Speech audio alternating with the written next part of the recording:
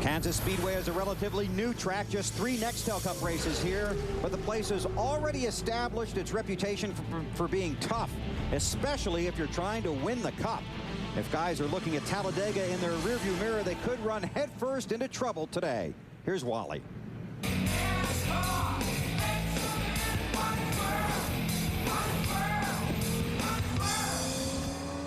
Welcome to Kansas Speedway aboard my Mountain Dew car. Now, everybody's breathing a sigh of relief after last week at Talladega.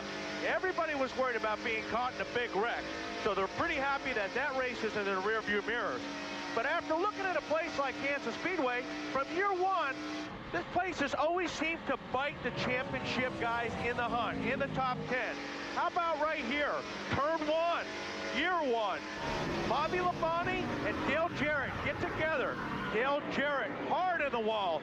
He was a guy that was in the top 10 as well as Bobby Labonte going for the championship. How about year 2?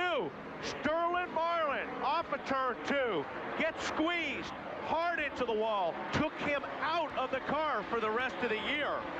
Then there's Matt Kenseth last year, Mr. Consistency. This racetrack, Kansas Speedway, bit him again coming off of turn 2.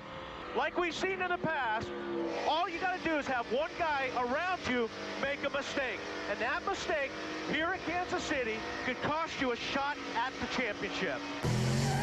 And that's exactly what we saw in the Busch race here on Saturday. Martin Truex Jr. and Kyle Busch both had trouble. 65!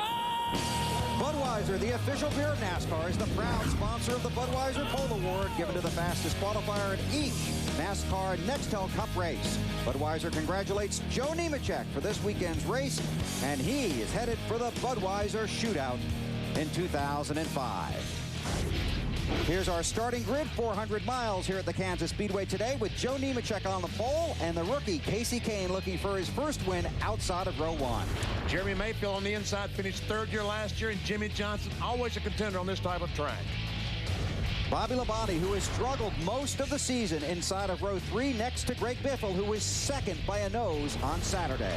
Ryan Newman won last year. He's also had 2 other second-place finishes, and Junior on the outside of row 4. Dale Earnhardt Jr. has, or rather Dale Jarrett rather, has struggled at this track. He starts next to Jamie McMurray. Elliott Sadler, the winner at Texas, with a great car, and Ricky Rudd on the outside of row 6. The rookie Brendan Gaughan, who almost stole one last week at Talladega, next to Scott Riggs. We saw Matt Kenseth last year. Can he come back at Kansas this year? And Carl Edwards, a teammate of Kenseth, on the outside of row 8. Jeff Burton in the 30 car driving for Richard Childress next to his former Roush Racing teammate Mark Martin, who runs good at these kinds of tracks. And Terry Labonte, one of his better qualifying runs of the year. Todd Bodine, the NASCAR Craftsman Truck Series winner at California last week. Kurt Busch is the series points leader right now. He starts back in row 11 next to Casey Mears. Tony Stewart on the outside of row 12 going for that NASCAR Nextel Cup. In row 13, Brian Vickers on the inside, and the veteran Michael Waltrip on the outside. Let's see Jeff Green, Sterling Marlin back in row 14. Kevin Harvick, winless this season, winless since the Brickyard in 2003, and Jeff Gordon back in row 15. And there we see on the inside of row 16, Bobby Hamilton Jr. runs very well on this type of racetrack, could come to the front. Jimmy Spencer in row 17 next to Kyle Busch. And check this out, on the outside of row 18, Rusty Wallace, who runs so well at this racetrack. Scott Wimmer and Shane Meal, who got his win in the Truck Series just a couple of weeks ago. The last cars to get in on time. Here are the provisionals led by Kyle Petty. 1.5-mile racetrack here at Kansas City for 100 miles today. It is overcast. There is forecast. The forecast is for rain later today, so going green just slightly earlier than expected. Here's a look at the cars that failed to qualify. Mike Garvey, Carl Long, Morgan Shepherd, and Mike Wallace. And 3 cars will drop to the rear of the field because of engine changes. Sadler, Shelmerdine, and Stanton Barrett. They just got the 1 to go. Let's get the final stories from pit road, starting with Matt.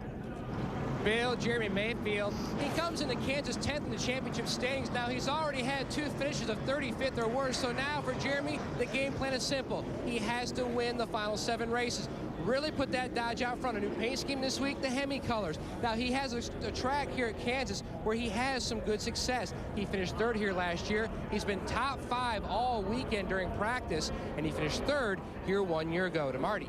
Matt, Kansas is famous for its tornadoes, and the closest thing we've had to that this weekend, Joe Nemechek storming in here on Friday, claiming the pole position. Saturday, winning the Busch Series race. There's only one thing left for him to win, today's Cup race, and he said, you know what, I can do that. The car, very good, he told me before he got in. This is the team building momentum. Started on the pole last week at Talladega, finished 7th. Dave?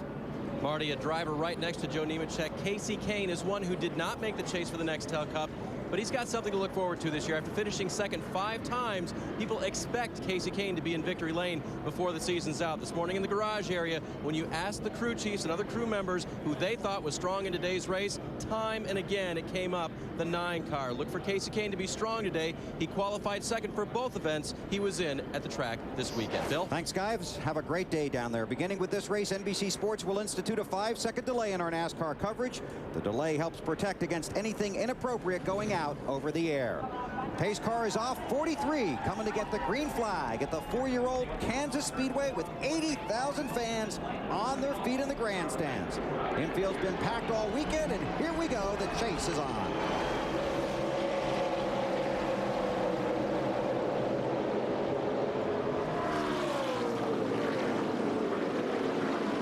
Trouble for the 40 car of Sterling Marlin, off the pace early. Is that the 16 back there too? Or? No, that was the 72, I believe. Okay. Dropping to the rear at the start. Nemechek into 3. And Casey Kane, the 9 car, being pushed out to the outside, and NASCAR starting to cause place for debris on the front stretch. And this will be a challenge to freeze this field. It's a clutch or transmission problem is what we're hearing on the 40 car. Sterling Marlin coasting midway between turns 1 and 2. Dave, what do you got? And guess what the yellow flag is related to? Those very parts being on the track. And there they are. Ooh. And Sterling Marlin may be the car that dropped him. He said, I think I have a clutch problem, guys. Thanks, Dave. Boy, this track has not been very kind to Sterling Marlin. Took a hard hit here a few years ago, knocked him out for the rest of the season, as Wally talked about earlier today. Early caution. We'll take a quick break from the Kansas Speedway.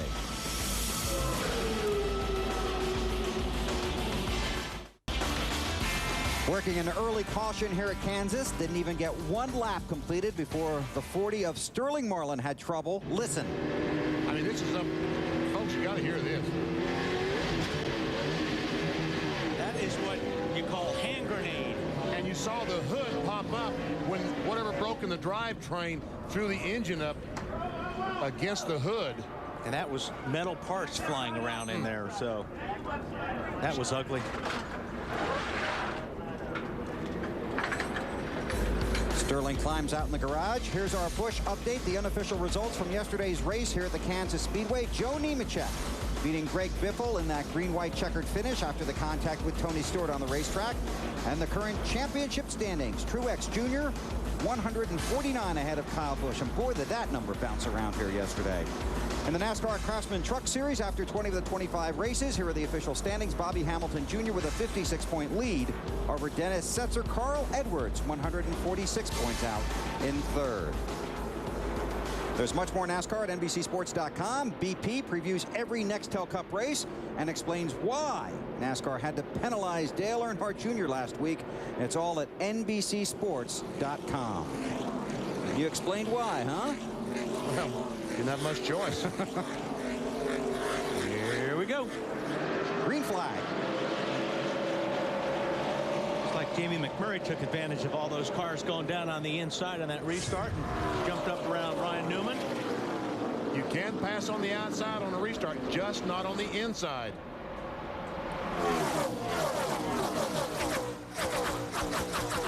We watch the cars on the track and check in with Marty back in the garage. Talk about not breaking a sweat. I don't even think you got used to the seat yet, did you, Sterling Marlin? What was that all about? I don't know. You come into the green up back straightaway, and something felt weird. I radioed to clean him. I said, something feels weird.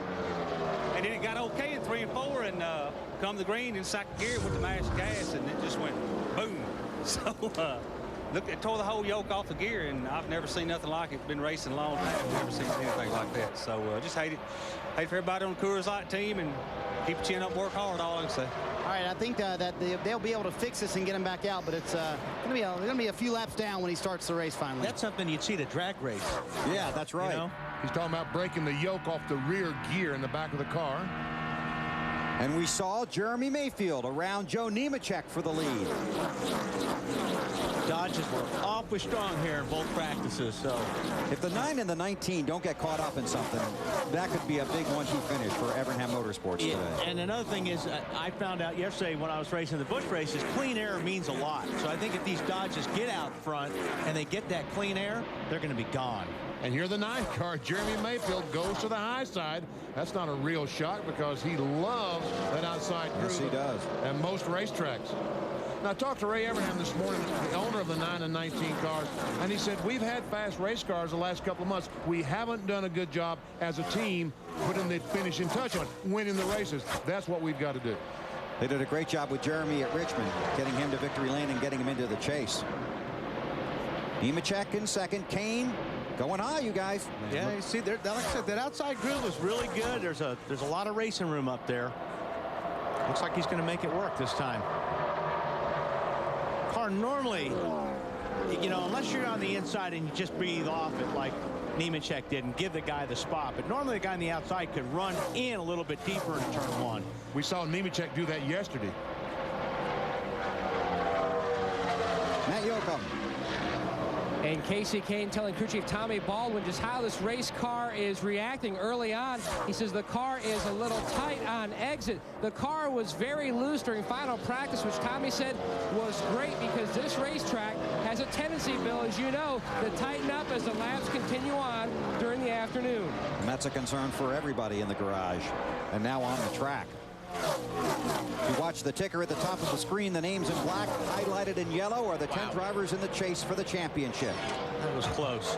And Ricky Rudd, that 21 car, thought about making it 3 wide and said, maybe not this early in the race. Later, yes, not now. Ooh, look at Newman. He's underneath Bobby Labonte, and he just lost grip. He tried running under there. When you're really close to the other car, if you're on the bottom, there's a car up to the right side of you, you lose the air on your car. You lose the downforce, and you slide up like you saw Newman did on the 18 of Bobby Labonte. And the same thing happened to 21 going in turn 1. With that car on the outside, he just couldn't drive it in there like he normally does. And if you're smart and you're the guy on the outside, you won't give him that room. You'll drive right down on his door. Here comes the 16 car, Greg Biffle, trying to take over the 3rd spot from Joe Nemechek. Started in 6th in the 16. There's a good pack. Yep. Same guys we were watching a few moments ago. Dale Jarrett on the inside in the brown and white 88. Brendan Gaughan in 77. That yellow car on the outside of 88. Terrific run here this week. Last week finished 4th spot. His best finish ever in NASCAR Next Cup racing. How confident you think he is today, Brendan Gaughan? Oh, he is pumped up. I talked to Shane Wilson, the crew chief, and that team is good to go. They just needed that good finish. You know, you're talking about Casey Kane. You need that finish to give that team confidence. That's what those guys got. Matt? Shane told me this morning this is Brendan's kind of place, a big momentum type of racetrack that he is used to when he competed in the NASCAR Craftsman Truck Series. He knows what he needs to have as far as a feel, Wally, from the start of the run to the middle of the run to the end of the run. And he hasn't been able to do that this year. They feel like they're starting to hit on that type of feel that he needs. That's what you got to do. Once you give a driver what he's looking for, it makes all the difference in the world, because all these guys are good drivers, but you've got to give them what they're looking for. And every driver is different. They all like different things in a race car. Early problems for the 43 of Jeff Green. He's on pit road after starting 27th.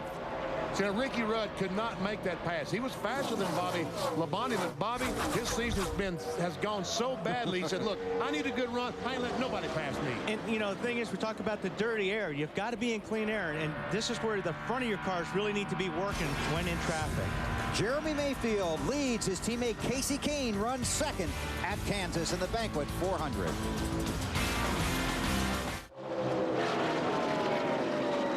We are under caution at Kansas. Just a moment ago, Carl Edwards with the spin. Little fuel burning off as he gets it restarted, but it looks like he kept it out of the wall. Maybe a little dizzy right now.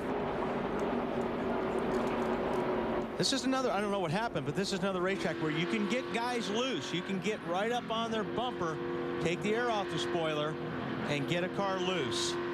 Let's see if we can see what might have happened to Carl Edwards. Remember, he crashed a car in practice here on Friday. Well, he just gets up there, and the car on the outside, he loses a little bit of downforce, and around it goes. Yep. Now, is that somewhat of what you were talking about earlier in the race? Well, you know, you can, when you get right up behind somebody here, you can definitely get them turned sideways. I did it to a couple of guys yesterday. But the thing is, he's trying to keep the car down, and he's staying on the gas because there was a car up above him. And I think when he got on the gas, it just got loose because he was trying to hold the car down on the low side. And that sound was the car transitioning to the apron. And he told the crew, said, hey, the car's really, really loose. My fault, just spun out.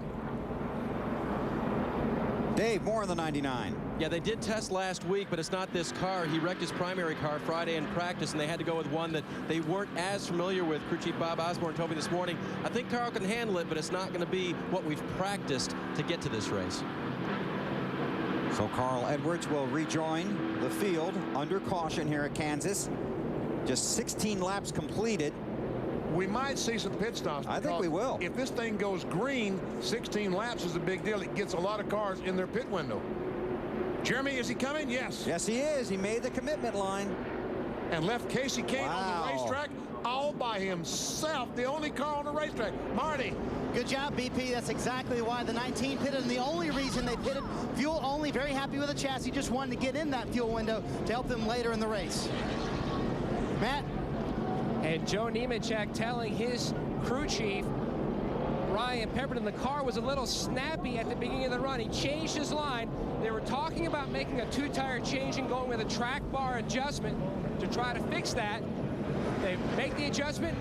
He almost stalls it. He's finally away. Well, I tell you what, some really, really close calls on pit road. Biffle? Biffle almost got into somebody. And Mark Martin got squeezed out because Edwards was so late coming to his pit. And that cost him some time. I think maybe the 25 car might have run in the back of Rusty Wallace on pit road. So we'll sort out the field when we come back to Kansas. 17 laps complete with Casey Kane, the only guy that didn't pit, scored as the leader. The field coming to the line as the green flag comes out at Kansas on lap 20. With Casey Kane, who did not pit, the race leader. A mixture of 2 tires, 4 tires, and gas-only stops on pit road. Now the teammates. Mayfield inside of Kane in the 9. Well, maybe not. There he goes. There he goes. Had it been another car but the 19, there might have been a bigger argument over that spot. But since it was a 19, I didn't think Casey could argue that much. 48, Jimmy Johnson looking pretty good, working the low side right now. Casey Kane. And you saw the 22 car on the apron of Scott Wimber. He followed the pace car down pit road. I guess a flat tire. They changed left sides. If you're looking for Jeff Gordon, look in the 34th position. Gordon's team left the wedge adjustment tool in the rear window. Yeah, they went to put it in and to make an adjustment, and they forgot about it. Caleb heard the tire changer. He puts it in the rear window there, but Steve Latorre was supposed, I guess, the rear tire carrier is supposed to make the adjustment. He, I guess, forgot it wasn't there or didn't realize it was in the rear window. It was a track bar adjustment tool. And that was a mess right there with the 17 and the 22 and the 41. Brake smoke? I don't know what I was assuming that's what it was. No, he's rubbing a fender. Left front. Left front fender is rubbing on the 17 car of Matt Kenseth. I don't know if he got into somebody or it's just because they've got low tire pressures right now.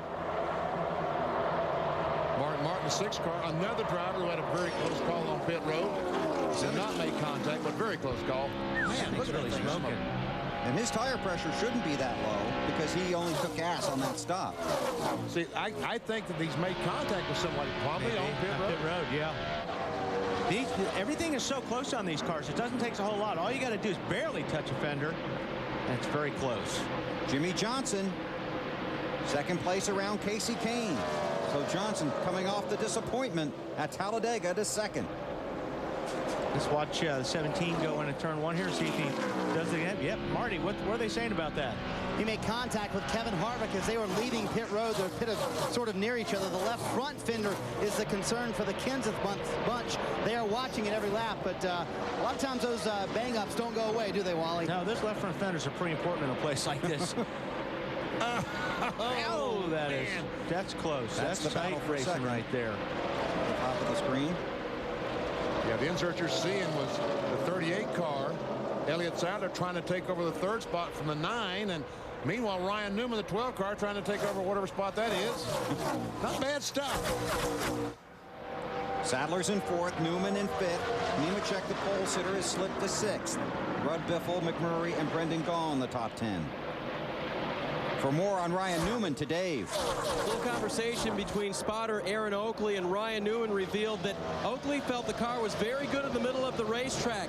Newman's response to that, this car is very, very aero dependent. We talk about that, how much the air on the front of these cars helps them handle. He said sometimes it's aero loose, means the back end comes around. Sometimes it's aero tight, meaning the front end of the car wants to go toward the wall. It's difficult to handle, but once you get a handle on it, you can do very well. But a lot of aero issues here at the track. Yeah, there's a lot of that here, Dave. That's why the clean air is such a premium on a racetrack like this, if you can get away from people.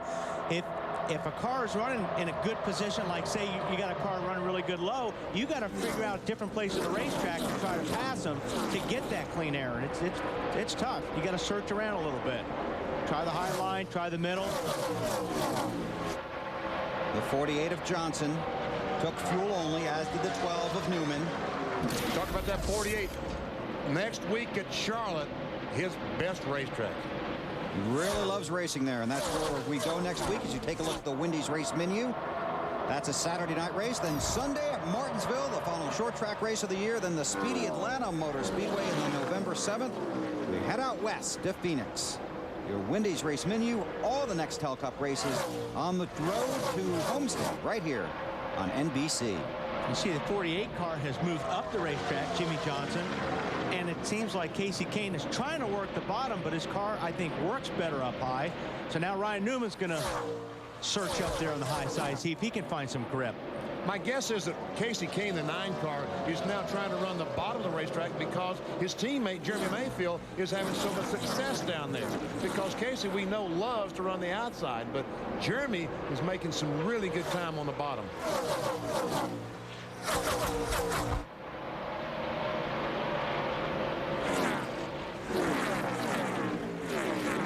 Now Newman going to try low. There's Kane in a familiar spot. Yeah, now that's where he usually likes to run.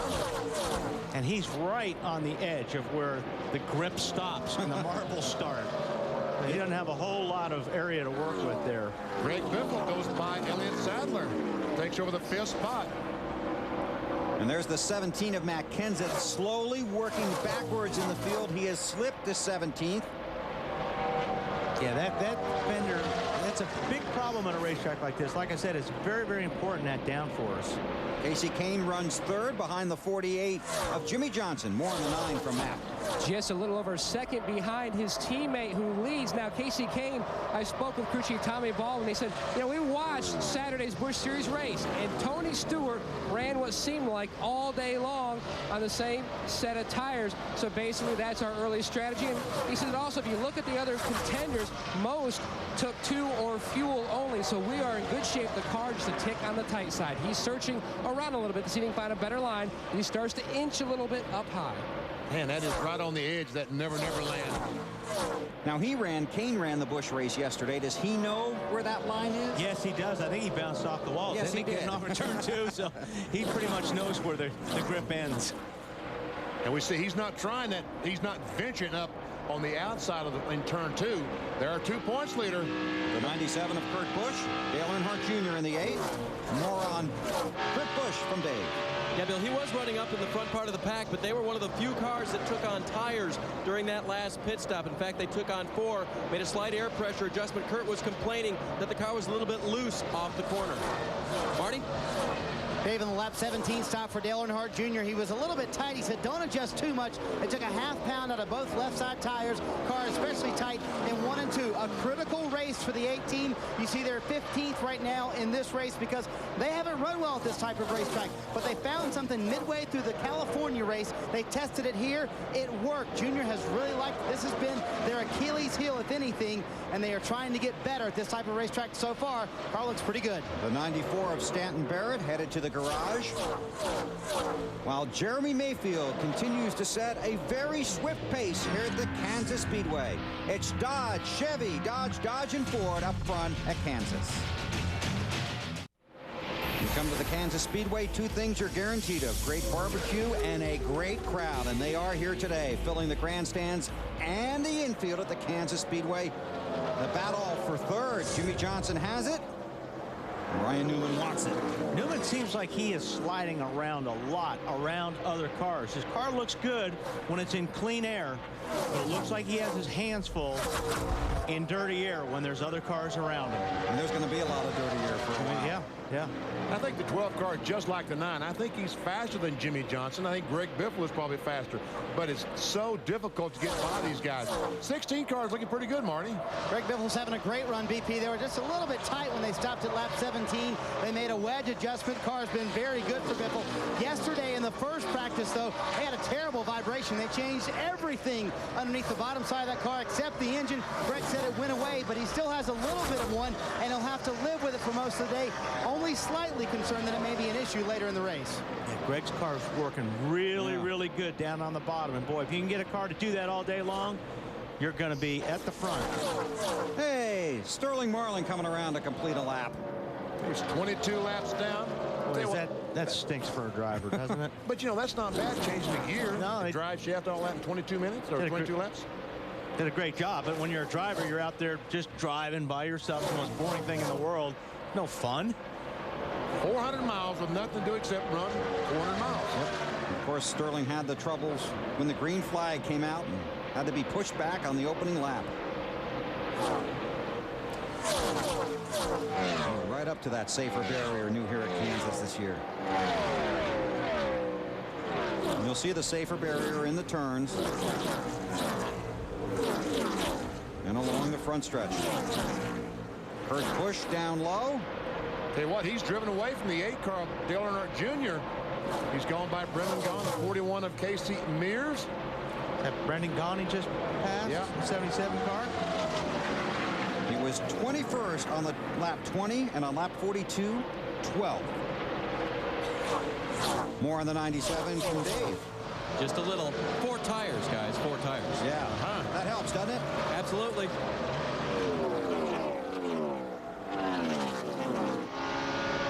On board with Robbie Gordon in the Singular Chevrolet. Here is our Singular Race Talk poll. What is most important to winning a race? Strong heart, a lot of courage, your head, or finding your way home. And obviously playing off Kansas and the 65th anniversary of the Wizard of Oz. And there are a lot of drivers out there with Wizard of Oz paint schemes this weekend. All right, here's the battle for third spot as Biffle goes by Jimmy Johnson. No contest, man. That car was working great. Right when we started talking about it, too. It's hooked up on the bottom. Jeremy Mayfield continues to lead, needs a big finish. We will take you through the field when we come back to Kansas. Coming to NBC a week from Tuesday, it's the next big thing in television, where the biggest winner is the biggest loser, all for $250,000. That's The Biggest Loser, coming to NBC a week from Tuesday. Man, that looks like fun. They got to stay out of the catering tent.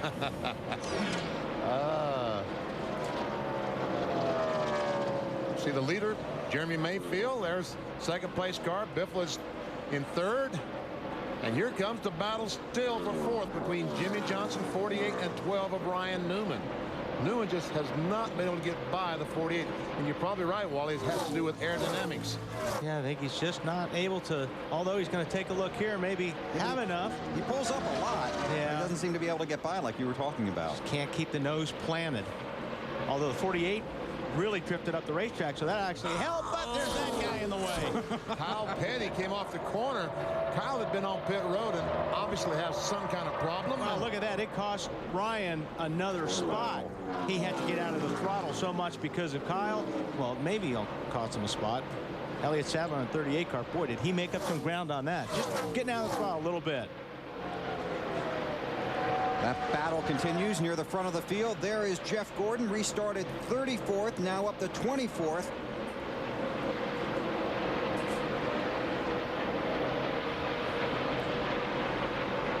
Of course, he lost time on pit road, having to make that second stop when they left the track bar adjustment tool in the rear window. There's your race leader, Jeremy Mayfield. Time to take you through the field. Let's start with Marty. It's a nice, easy Sunday drive for Jeremy Mayfield. And you know when you're in the lead and there's no one around you, there's not a lot of traffic on the radio. That's the case for the 19 right now. Driving the car he almost won Chicago with today. They want to close the deal. Matt?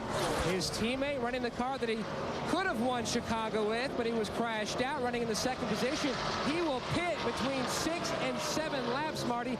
He told his team, if you guys can just free me up, we have something very special here. Matt, in yesterday's Busch Series race, Greg Biffle finished second today. He wants to do one tick better. Car just a little bit tight, starting to get tighter as he tries to chase down Casey King. Dave? 48 of Jimmy Johnson radioed on lap 28, skating the fronts through the center. That's a tight condition that has lessened a little bit for Jimmy at this point, but still a little bit of a tight race car. Tight for Ryan Newman as well. Tight all around. He said, too much nose weight? He asked his guys. They're planning a track bar and a wedge adjustment on the 38. Tight through the middle and loose off. That's the 38's call right now. Elliott Sadler, one of the chasers for the Nextel Cup, trying to work his way back toward the front. And Ricky Rudd, what a great run. They've been fast all weekend, but he radioed in that the track is really greasy. On lap 40, he said, I can't go high in 3 and 4 because I think I'll spin out. Marty?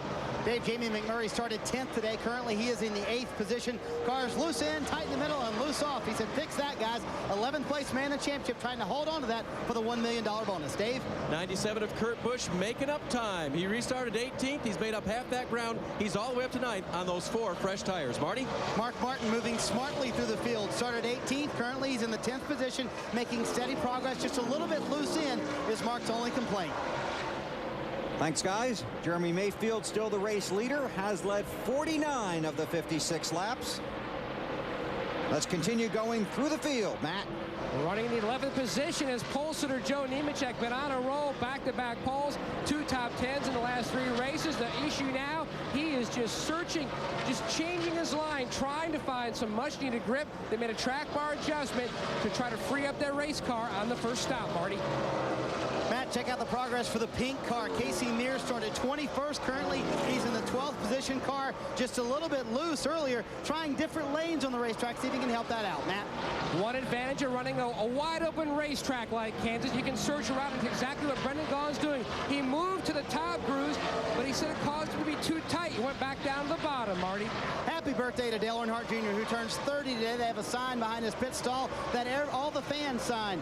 Right now, he's trying to pass the 77 car too tight for Dale Earnhardt Jr. Thanks, guys. Casey Kane on pit road. This has to be an unscheduled stop, isn't it, Matt? BP. Oh, he stayed out, didn't he? Yes, he did. Remember, the only car to stay out. You can see the wrench going in the back window. They're going to make a chassis adjustment. Casey said, you just need to free me up a little bit. We have an excellent race car. The motor is extremely strong. Solid stop going on by the Dodge boys, and he's away. But if this race doesn't stay green, he's in trouble. Yeah, because now the caution flag comes out, slows the field down. It's taking him a lap to do that. He could be a lap down or a mile and a half behind the other cars. Now you got to stay on the apron. As you leave pit road to right there off turn 2, you can move up and blend in with the traffic. But one thing on those new tires now, he should be a lot faster than the rest of these cars. So, see where it all shakes out, where he winds up. It looks like he's about, well, there's Dale Jarrett in the 88 cars, 13th. You see how much faster he is now? Yep. So he's going to make up a lot of ground here in the next few laps. Let's continue our through the field. Right behind the 9, the 88 of Dale Jarrett, Marty.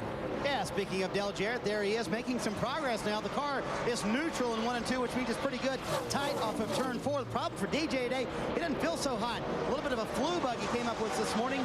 But he's going to be okay, though, to hydrating as much as he can inside the race car. Matt? Chicago winner Tony Stewart back on lap 17, 4 tires, and they raised the track bar to try to make the car a little more free. Now Tony says the car is too free. He cannot carry his speed on entry. They need to tighten him up. Meanwhile, Jeff Burton on his first stop, no adjustments, so the car was a little free. Now he says the car is way too free. They're talking about what adjustments to make on his first stop, Marty. Talked to Robbie Reiser about the damage on the left front fender for Matt Kenseth. He said it's really bent on the top, not that much of an issue now. He said the biggest problem is the car is hard to turn, really, really tight for the 17 bunch, who is currently in 17th. Michael Waltrip said his car is a wild car. That's what he called it. Tight in, loose off. They took fuel only on the lap 17 stop. Matt? Rusty Wallace and the Penske Dodge having a solid run. Earlier you saw some damage to the rear of his car. He was run into by the 25 of Brian Vickers on pit road. We've got a change for the lead. Well, we've got a challenge for the lead at least. 16 car of Greg Biffle is just flying. That car is working so good right now on the bottom, like I said, because most of these cars are tight, or even if you're loose, you're going to slide up the racetrack. But if you can keep your car down on the bottom, you're going to be fast. And how did he make up all that ground on Jeremy Mayfield? A 19 car run across this traffic, and these guys were racing each other, and it held him up to allow Biffle to catch him, and once he caught him, he drove by. But you were watching Biffle's car, weren't you? It's good. Yeah, I mean, if you can get, I'm telling you what, if you can run around the bottom, I had a car like that yesterday, and I mean, it was a lot of fun because you can just stick it down on that white line, pass a lot of cars. The battle for fourth. Ryan Newman is third, Elliott Sadler is fourth, and Jimmy Johnson in the 48 on the outside. And Jimmy in that 48 car continues to lose some ground to the leaders. Yeah, he starts running higher and higher in the racetrack the longer we go into this race. Started at the bottom really good, but now he seems to be searching for some grip, which means he's having a little bit of trouble with the handle. Getting back to Biffle for just a second, he ran here yesterday as well. That has to help you. I think it would. I mean, I think you know what you're trying to look for, and you know where the grip is on the racetrack. Right. I mean, yesterday 1 and 2 was really, really fast, and 3 and 4 was really slick. So you can go back and try to make your car better for the Sunday race to make it more, have it more grip in 3 and 4. Greg Biffle second by a nose yesterday in a green-white checker finish in the Busch race. Leads today at Kansas in the Banquet 400. Back at the Kansas Speedway, the sun trying to break through. 72 laps on the board. The 84 of Kyle Busch on pit road. Marty. Yeah, the young rookie making one of his first NASCAR Nextel Cup starts, coming in with a tight race car. They did make a wedge adjustment trying to loosen that race car up for Kyle Busch. There's another fast race car right now. It's Mark Martin in that 6 car. He's another one that's just flying right now. He just passed Elliott Sadler to take over the 4th position. And you're right. Walt, I've been watching his times on the monitor, and he has been fast. Not quite as fast as Biffle, but fast.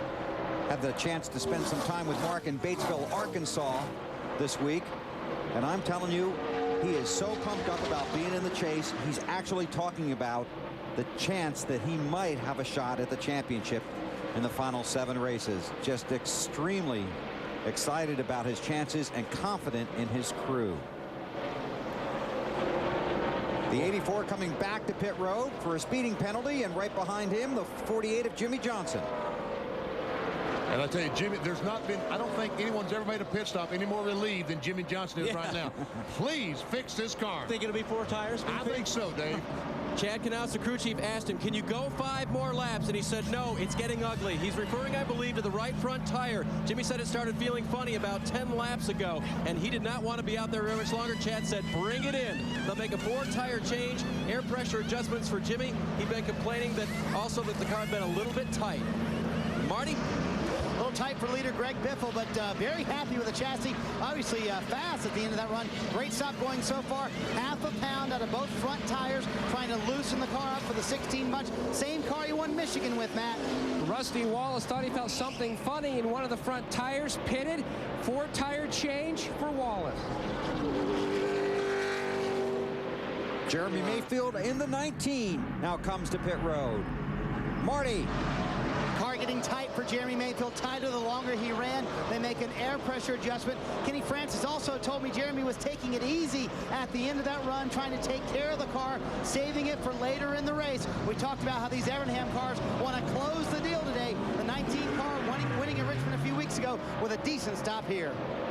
We saw Jeremy, they've knocked that piece of tape or paper off the grill of that car, but where the paper was located, that's taped up anyway. It was not blocking the air. Mark Martin slows. He is now headed for his pit stall along pit road. Strong run for Mark so far, 7th as he heads to Marty. Yeah, Bill, especially at the end of that run, strong for Mark Martin. His car started out very loose. Took a little while for it to come in, but when it did come in, he was one of the better cars at the end of that run. They make an air pressure adjustment, trying to tighten it up at the beginning of that run. At the end of it, Mark said it's just about perfect. Good stop for the 6th one, and now it takes a long time for the left rear. And Jeff Burton pulls the 30 car to a stop on his first stop back on lap 17. Took on 4 tires, no adjustments. You can see the adjustment taking place. We have a spin. Ward Burton spun entering pit road. He did a 360 and kept going. Yes. Great, that's a good job. What's that all about? There's a 12 car, Ryan Newman on pit road. Dave? Ryan Newman wants a wedge adjustment. The wrench gets turned. His car was tight. A lot going on pit road. 4 tires for the 38 car of Elliott Sadler as well. The 0 car of Ward Burton. His brakes aren't working. He slid through his pit. Marty? Loose end tied off for Dale Earnhardt Jr. Half pound to the right front tire, trying to fix that tied off condition, and a quick stop for the Bud guys. Now here's what happened when Ward Burton was coming to pit road. And as I said, he has no brakes, so he's trying to get slow, but he's just going too fast. And this actually does him a favor because it slows him down so he can get to his pits. But watch, if we follow this, Earnhardt Jr. comes in, and they're going to the same spot, and eventually Junior's going to run in the back of the 0. I hope it didn't do any damage to the 8 car. It didn't look like it did any damage. I looked at Dale's car when he pulled out. It looks okay. And that's one of the reasons Ward went through his stall, was because he has no brakes, and Earnhardt Jr. was giving him a shove. Matt. Jeff Gordon calling and needing significant adjustments on the 24 car. He says the car is just so loose, absolutely no grip. The car nearly sideways entering turn 3. Meanwhile, Tony Stewart makes his way to his pit stall. We told you earlier, had a really loose race car on entry, but now he says at the end of this run, the car had gone to the tight side. You can see the wrench in the back window. Shaggy makes some adjustments with a track bar. Lux go on the left side. He's away. Good pit stop. Meanwhile, as all these cars made pit stops, Kurt Busch, a 97 car, had taken over the lead, got the bonus points, Dave. That's how you win championships, and he was the leader coming into this race today. They'll make a 4-tire change. They'll take a roundabout out of the car. Kurt's crew going to work on the left side now, trying to keep him under 14 or 13 seconds. It's a good stop for the 97 crew. Oh, man, what a great pit stop. I tell you what, hopefully there's no loose lug nuts on that 97. And look who's leading. Casey Kane. Yep. He's feeling pretty good right about now, isn't he? Did not pit when everyone else did under an early caution. But he's still out of sequence with these leaders. He needs a caution flag now to get back in sequence. 5 second-place finishes for the rookie out of Enumclaw, Washington. Still looking for his first win. Had a shot at making the chase for the Cup. Came up just a little bit short, but has really shown remarkable skills. Unbelievable. Not remarkable, Bill. Unbelievable. What he's done as Rebecca's rookie challenger has been something we haven't seen in a long, long time. Of course, we have seen rookies win. Right. He hasn't, but race in and race out, he has been consistently up front. If there was an award for best near misses, he'd have that wrapped up. Now he's back up at the top of the racetrack. As his tires start getting a little bit warm, he moves up to find some grip. And when he's running by himself, he can pretty much decide where he wants to be on the racetrack. Yeah, he can hog it all. So, after we cycle through pit stops, Casey Kane, the rookie from Washington, out front, still trying to find that elusive first Nextel Cup Series win. Will it come at Kansas? 88 laps are on the board at the Kansas Speedway in Kansas City, and Kasey Kahne continues to lead, looking for his first Nextel Cup win. That 9 car has been strong. He is out of sequence with the rest of the field, but benefited from green flag laps here at Kansas. A developing story on the 16 of Greg Biffle. For that, we go to Marty. Possibly, Bill. Greg Biffle radio to his crew said, I think I might have a right rear tire going down. The team is on the wall. He said, they said, we're ready for you if you think it's going to go down. He said, so have someone look at my right rear. So he's going to try to get someone to pull beside him, look at his right rear while they're driving, and tell him if it's going flat or not. Well, tell him this. He just passed the 99 car. He should have slowed down. He's going too fast. That's what he wanted to do, BP. He said, tell him to look at my right rear when he goes by. Okay, maybe Carl Edwards in the 99 can give him some information. Pretty hard to do. Yes, it is. At this speed. What's it feel like? What? Is he going to spin out? Yeah, when the tire goes down? Yeah. Yeah, it just feels unstable, like it, you know, wants to spin out. Yeah. Especially going into the corner. That's where you really feel it. That's the battle for 7th. Elliott Sadler taking it away from Tony Stewart.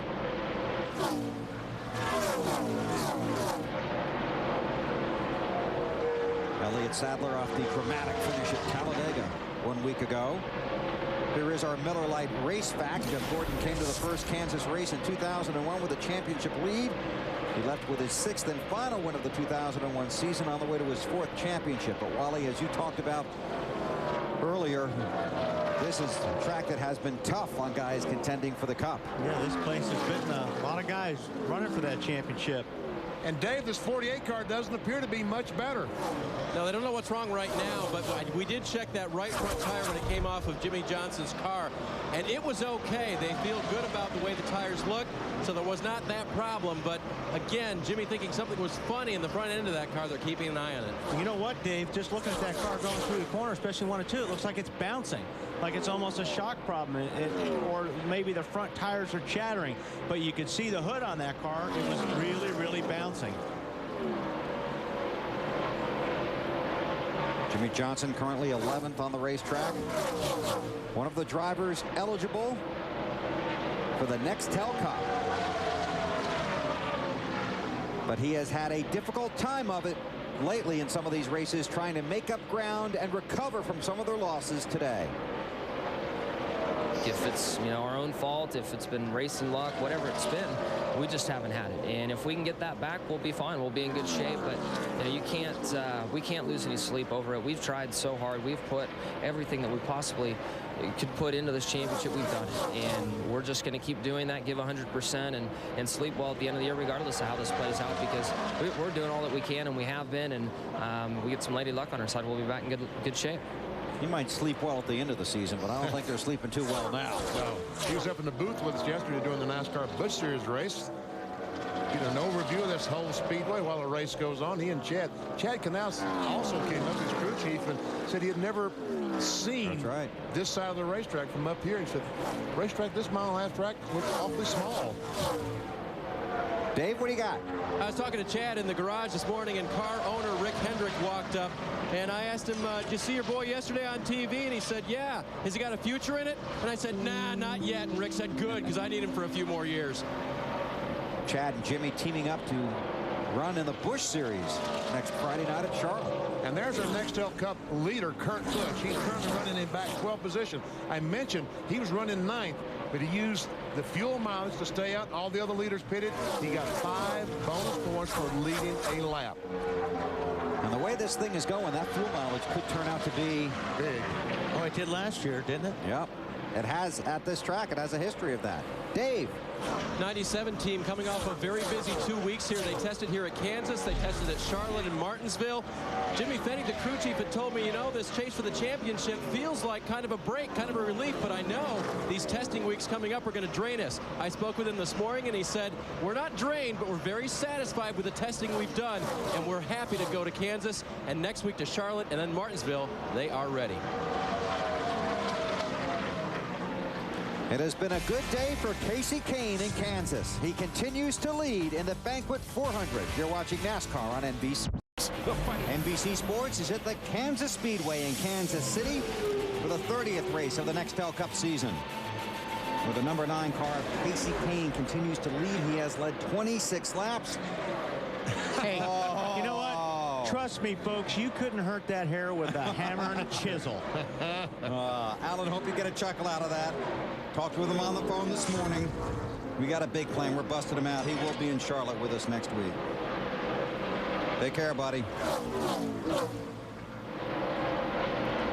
Casey Kane doing what he wants to do. And then a lot of that clean or free air we talk about a lot. He kind of got behind Bobby Labonte there and just kind of parked there. He really hasn't tried to go up there and pass him. I think he's running a good race pace, and he's not around a lot of cars. But it's that air situation you talked about earlier. You get back there and you lose that full complement of air, and it just, your car handles so much different. And Biffle thought he had a tire going down, apparently does not, but is really fighting that race car. Here's what he said just a moment ago on his radio. Just burning the right rear off it. I mean, this is no grip at the back of the car at all. You know what? I mean, that happened yesterday in the Busch race. I got a set of tires that were awful. And it was like, what did you guys do? And they're like, no, we didn't really do anything. So it was like, well, let's get them off as fast as we can. So sometimes you just get a set of tires that just don't work as good as the set before. Marty, you got a little more? Well, and sometimes you make an adjustment the driver just doesn't like. Isn't that right, Wally? Yeah, we did that too. Well, and Greg said, have we ever benefited by taking air pressure out of the front tires? And Doug Richard, the crew chief, said one time, he said, well, let's not try it again. How about that? Yeah, those guys down there, I mean, the crew guys, they're trying anything they can. They're hoping to stumble on something. Like you talked earlier, Marty, about the 8 car. Those guys, Earnhardt found something. And, you know, they're going to try something every once in a while. Hopefully, they'll catch on it. And that's all you need to beat everybody. And here's a guy that's having a terrific run. Casey Mears in that pink and white car. If you're I'm sorry, I was just going to say, if you're driving a pink car, you better go fast, don't you think?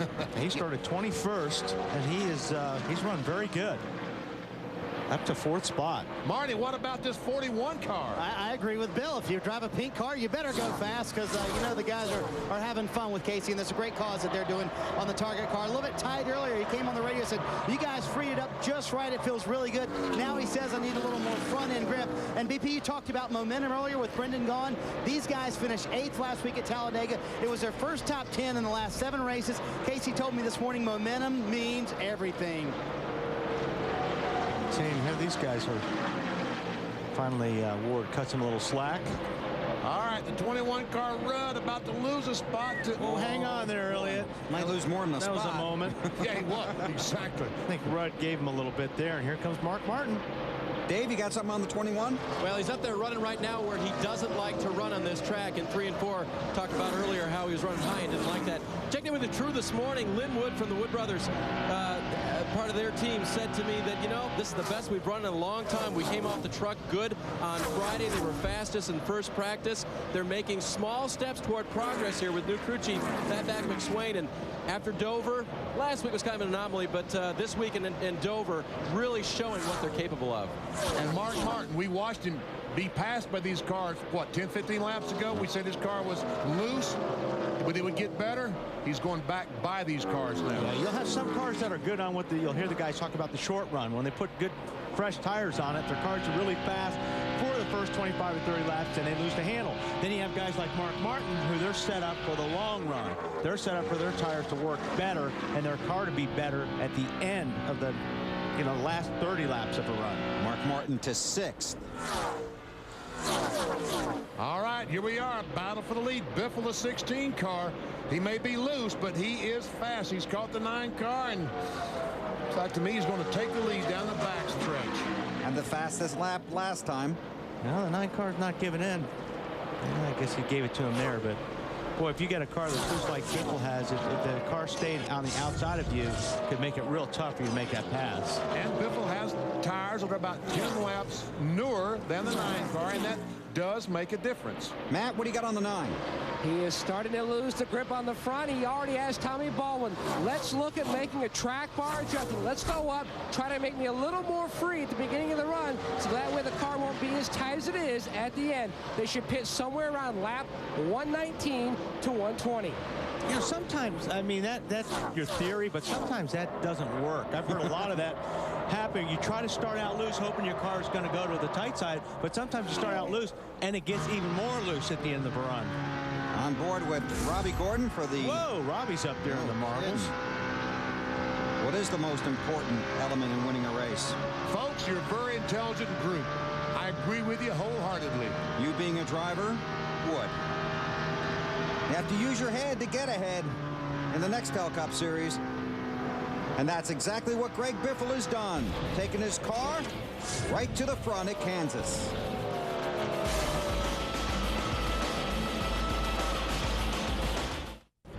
NBC Sports at the Kansas Speedway for the Banquet 400, where Greg Biffle continues to lead, followed by Casey Kane, Jeremy Mayfield, Ryan Newman, and Casey Mears.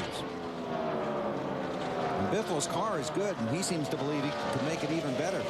And you know what? He's about to put his teammate Matt Kenseth, the 17 car, and Rusty Wallace, the 2, a lap down. Kenseth is 21st. Rusty is 20th. Matt had the tire rub earlier in the race.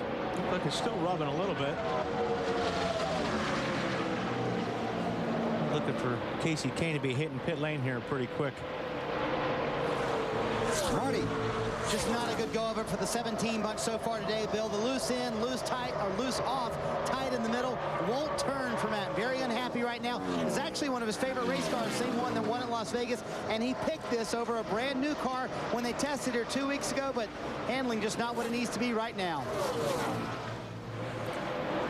Casey Kane out of sequence with the rest of the field is forced to pit early. This is the second time this has happened. Coming to Matt. Making his way to a stop. Look to see, you can see the wrench going in the back window. They're going to make a track bar adjustment. A good crank on that. Nick Odell around to the left front of the car. Casey stalls the car. Refires as Joe Trushak hits the lugs on the left rear. He's wet. Good stop for those guys. Wow. But once again, he's going to be a lap down to the leader, Greg Biffle. He just got to hope that the caution flag doesn't wave between now and all the rest of the leaders make their stop. And we have been caution-free since lap 20. That's 101 laps ago. And you talked about the pressure, the crew chiefs talking about the pressure. How about those guys pulling off the pit stops? Yes, those tire changers, tire carriers. And we believe Greg Biffle will be coming to pit road in about 12 laps. We'll step aside. If anything happens, we'll break in. You're watching NASCAR on NBC. 128 laps complete here at the Kansas Speedway. Greg Biffle continues to lead. He got by his teammate Matt Kenseth, and the next car to be lapped, the 24 of Jeff Gordon. Did he get loose, or is that just my imagination? Well, you've got a pretty vivid imagination, but I think the fact he was sideways might have 16 something to do car with it. loose that time. Well, Shane Miller, he tried to turn under the 23 car and just turn it dead left, and they don't like that. How about this 24, Matt? Jeff Gordon told me Saturday this is the same race car that he won the Brickyard 400 back in August. He also told me it's a very finicky race car. Hard to find just that right balance, but when you do, it's unbelievable. Unfortunately, he hasn't found it. The car loose on entry, tight in the center. It is horrible. Well, if that 16 car gets any close to that rear bumper of 24 Jeff Gordon, he's going to find out what loose is really like. Oh, he's going to try the high side. That 16 car Biffle hasn't ventured up there very much today, but that didn't work too well. No, I think he's going to have to get Gordon loose and drive underneath him. The 2 of Rusty Wallace got lapped, so Rusty hits pit road. Biffle has a 3.5 second lead over Jeremy Mayfield. Biffle's coming to pit road in about a lap or 2. And that's when the fun will really begin.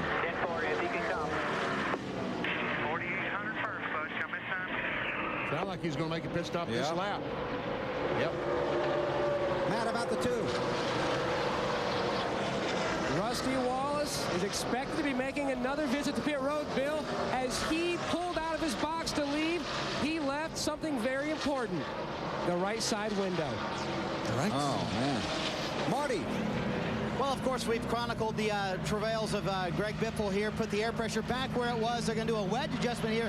Way too loose at the beginning of the run. The car takes too long to come in for Biffle, but still he was 2/10 faster than everyone on the racetrack. That's scary because if they ever hit it right where Biffle wants it, they can be way faster than everyone else. Casey Mears having a terrific run behind him. Wants more front grip, a pound out of both front tires. I wonder how the window came out of the 2 car. You have to have one. Rusty doesn't. There we go. They're putting it in now.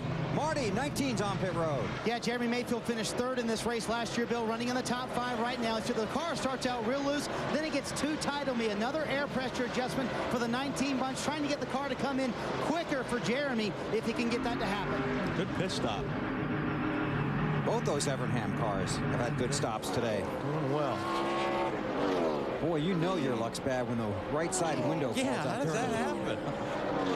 Hey, who was that? Was that Dave down there telling us about that, or was that Matt? Matt, maybe you can find out how that happens. Ryan Newman currently the leader in the 12 car. And Biffle, I wonder if it's going to come bite him later on in the race. We saw the left rear that time a little bit slower than the front. His rear tire changer, Mike Hillman, was suspended by NASCAR for the next 2 races. He's not here this week. Dave? 21 of Ricky Rudd in now. They're going to make a chassis adjustment. Wrench going in the rear window.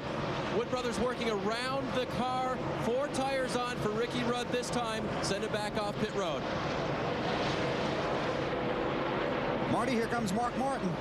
Yeah, I just talked to Pat Tryson before the pit stop, Bill. He said it takes about 10 laps for the car to come in. We saw how loose Mark's car is, though. For the first 10 laps, they're going to make no changes to the chassis. Mark very happy with it. If he can stand it for those 10 laps, it comes in very nicely, and he is just as fast as his teammate Greg Biffle. Good stop going so far for the 16. About 12.5 seconds put on the left side tires. 14.4 on the stop, Dave.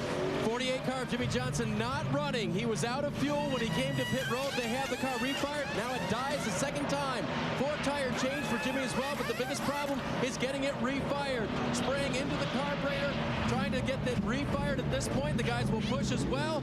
Full of fuel, he guns it. Gets out of here, long stop. He really dodged the bullet on that one. That could have been a lot worse. Normally it takes a lot longer to get those cars refired, so they got lucky on that one.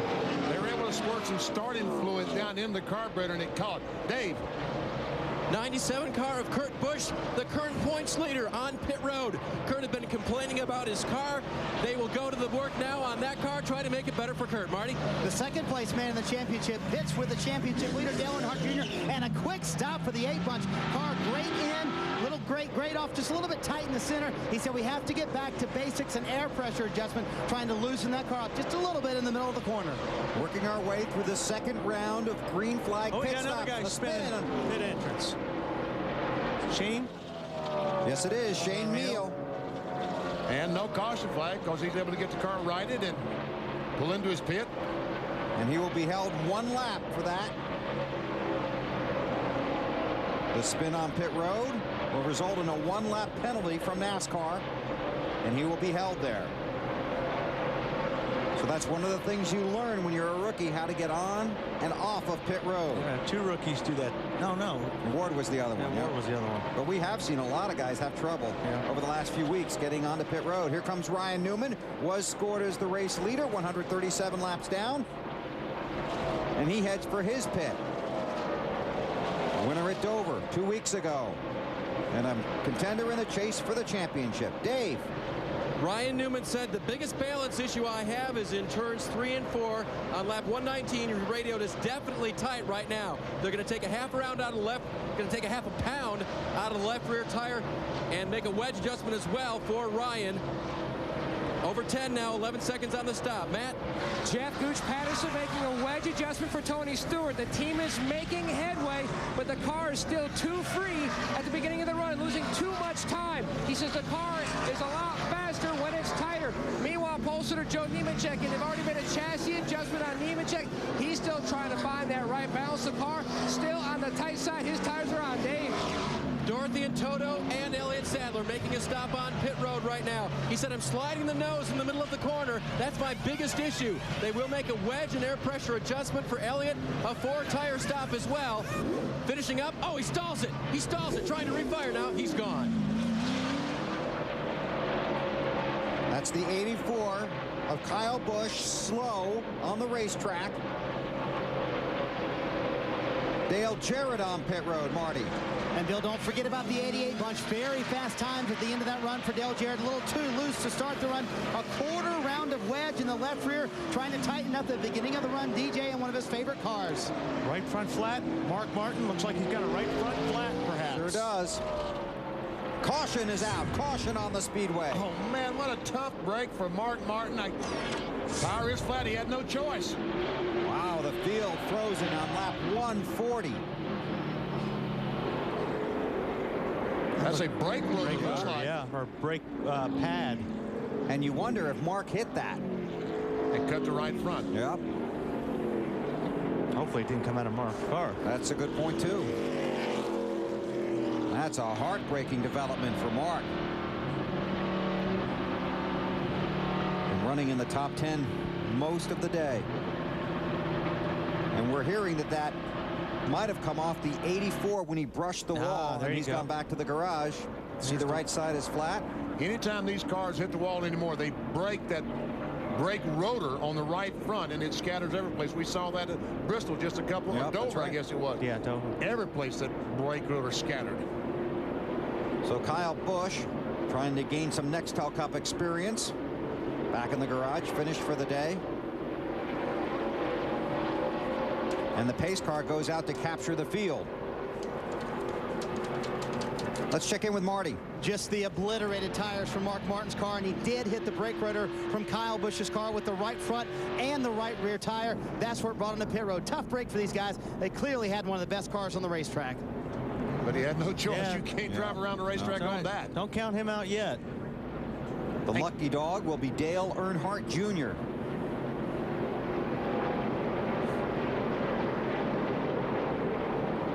Thank you too much. I think that's way too much, changing all that. 1 pound all the way around. Yeah, pit second time by. I'm going up 1 pound all the way around. Pit road is still closed. I don't wish you wouldn't do that, but that's all right. I don't think we need to go up on We'll air be pressure, back for but pit stops. You're watching NASCAR on NBC. Stops underway here at the Kansas Speedway. Casey Kane, 5 times he's finished second. Now he is back on sequence with the leaders as they make an adjustment. Track bar on the 9, Dave. Kurt Busch still very unhappy with his car. They make a chassis and an air pressure adjustment to try to sort out a complex chassis issue for Kurt. There's a 48 of Jimmy Johnson, also on pit road. Guys, he is on pit road. They're making a change for Jimmy as well. He just radioed into his crew. The car is still bound up through the center of the corner. It won't rotate. It won't make that transition from going in and getting off the corner. So they're going to make an adjustment to try to fix that. Now, a number of guys did not stop here. We'll sort that out for you in a second, but let's update you on what happened with Mark Martin. Yeah, we'll watch Kyle Busch here, right here, bounce off the wall. Now just watch all the pieces and parts start to fly from underneath the car. Here's Mark. Okay, now that rotor right there coming down the racetrack, Mark's going to hit with his right front tire. Boom, right there. That's what cut the right front. Now watch and listen.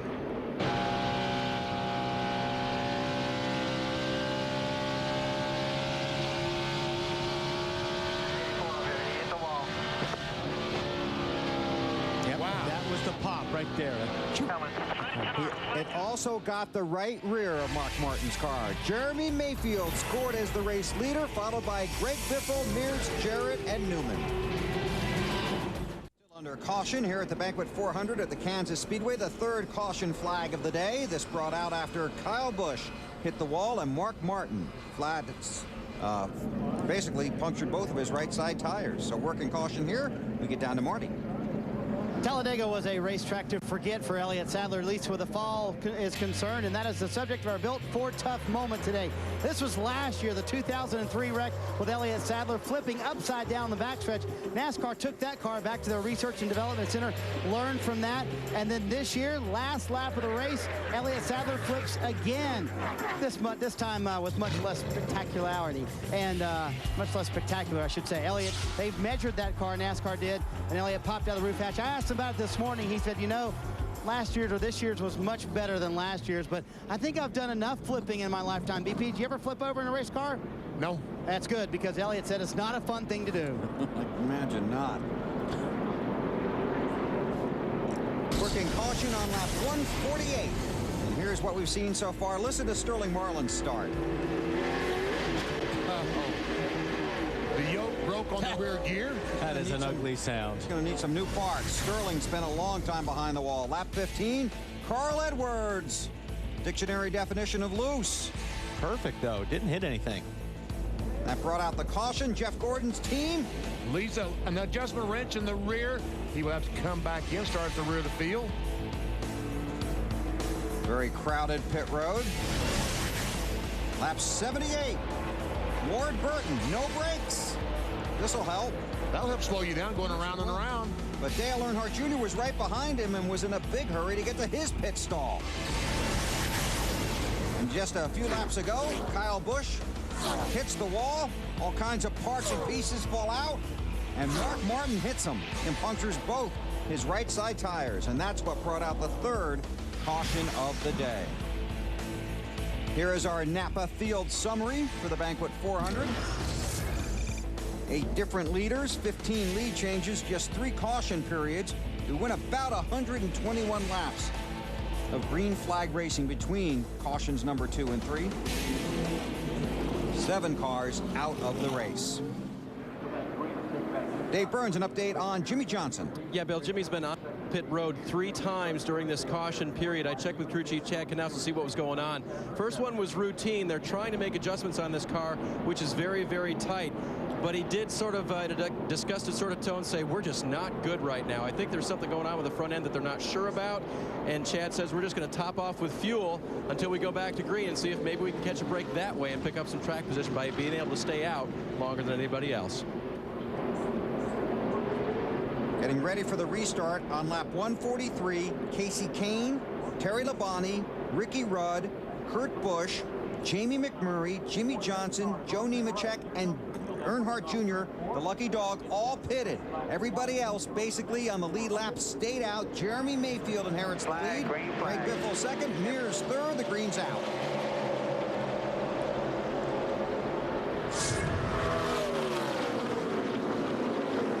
This always gets interesting. Oh, Yes, it does. Because caution flags will breed caution flags. You got guys on fresh tires, you got guys on older tires. You got guys 3 wide going down the backstretch. It doesn't work. We all know they won't fit, but somehow they did. Guys want their lap back. Matt, how about this 30 car? BP right in the middle of this gaggle of cars. He started 17th, run 17th.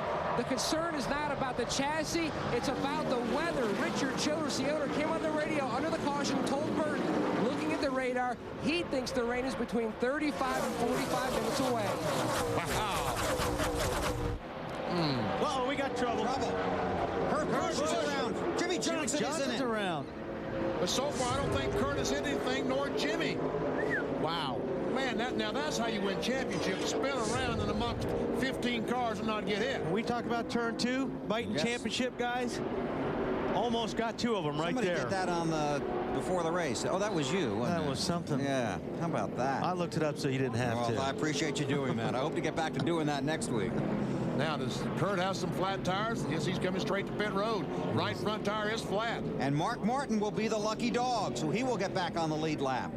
Now, that was lucky. Yes, it was. very That lucky. was good luck.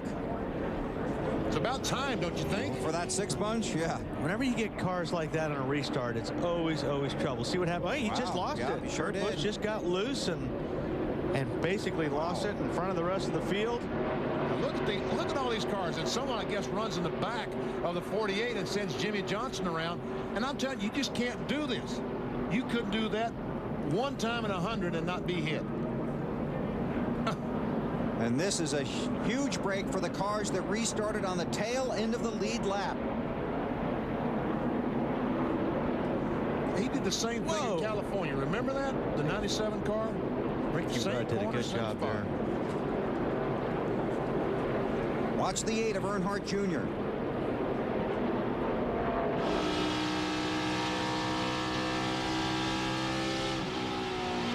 Been in front of you. Did you see some of that yesterday, Wally? All day yesterday. That was Steve Meal, the spotter for the 8 car. Pit road is closed, but Matt Kenseth, Michael Waltrip, Brendan Gaughan, Bobby Labonte, Jeff Gordon, and Jeff Burton all get their lap back. So it'll be a crowd on the lead lap when we come back to Kansas. USA Today is the place for a comprehensive look at motorsports. Get all the latest stats, standings, and race results to keep up with your favorite teams and drivers. Pick up a copy of USA Today every day. Where'd that voice come from? Where's he? Oh, see, Alan is everywhere, even while recouping with a broken leg at home. Able to get in the USA Today message. You know, I'm wondering why these leaders did not pit. Yeah, I'm with you, BP, because it would be a good gamble if they feel dead. Maybe these caution flags, they can make. Hey, look at this. What about the points battle now? As they run. Earnhardt Jr. started the day 12 behind. He's gained a point. Yep. Look at Jeff Gordon. With all his troubles, he's still only 41 out. Ryan Newman picked up 3 spots as they run. Matt Kenseth slipping. Jeremy Mayfield, though, climbed back within 200. Marty. Well, Bill or BP, do you want me to ask for you? See why they're not pitting? Yeah. All right, Kenny Francis, why did you not pit this time?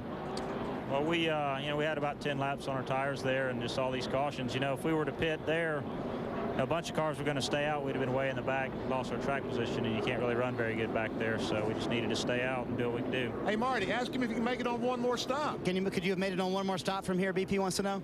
I don't think we can from here.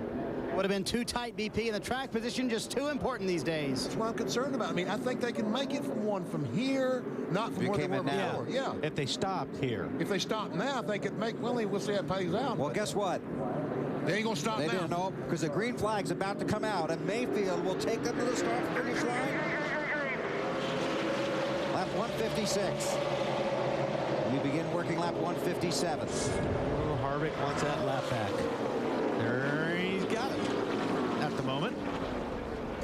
See if Rusty can follow through. And just to make it clear, there are a number of different pit strategies working in this race right now. Mayfield has not stopped since lap 132. Looks like Rusty Wallace so far got his lap back. Jeremy Mayfield's car, the 19, I don't believe works very well on the top of the racetrack, and these lap cars have forced him up there. And look, here comes the lead. Yep. Check this out. Casey Mears on the bottom. I think you're right, BP. Jeremy's car does not look like it works that good up top, and Casey Mears on the bottom. Couldn't pull it off there. Mears last stopped on lap 131, 26 laps ago.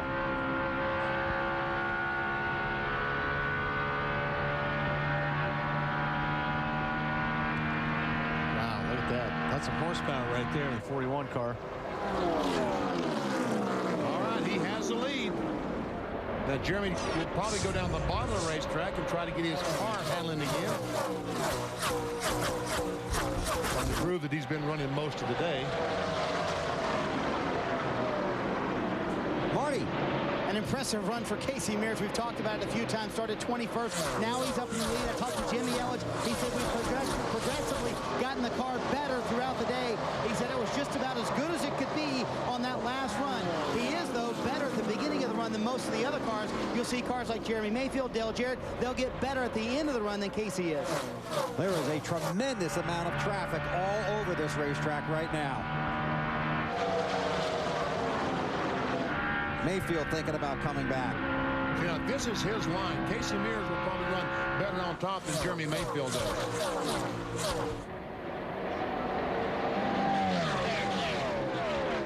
Problem is, Jeremy may be picking up that arrow push right now behind the 41 car, Casey Mears. Uh-oh, Casey's doesn't want to block himself in.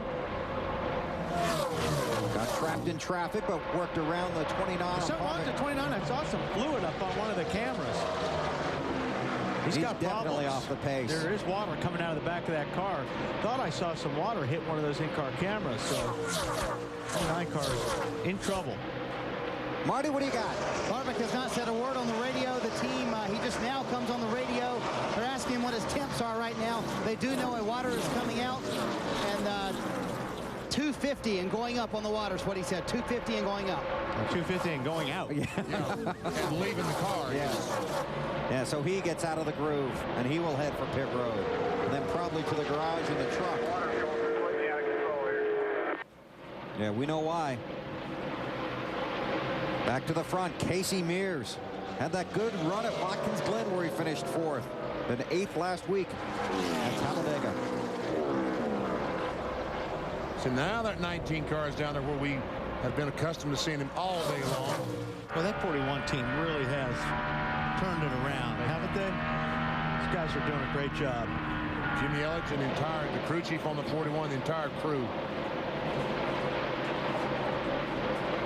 Mayfield still looking.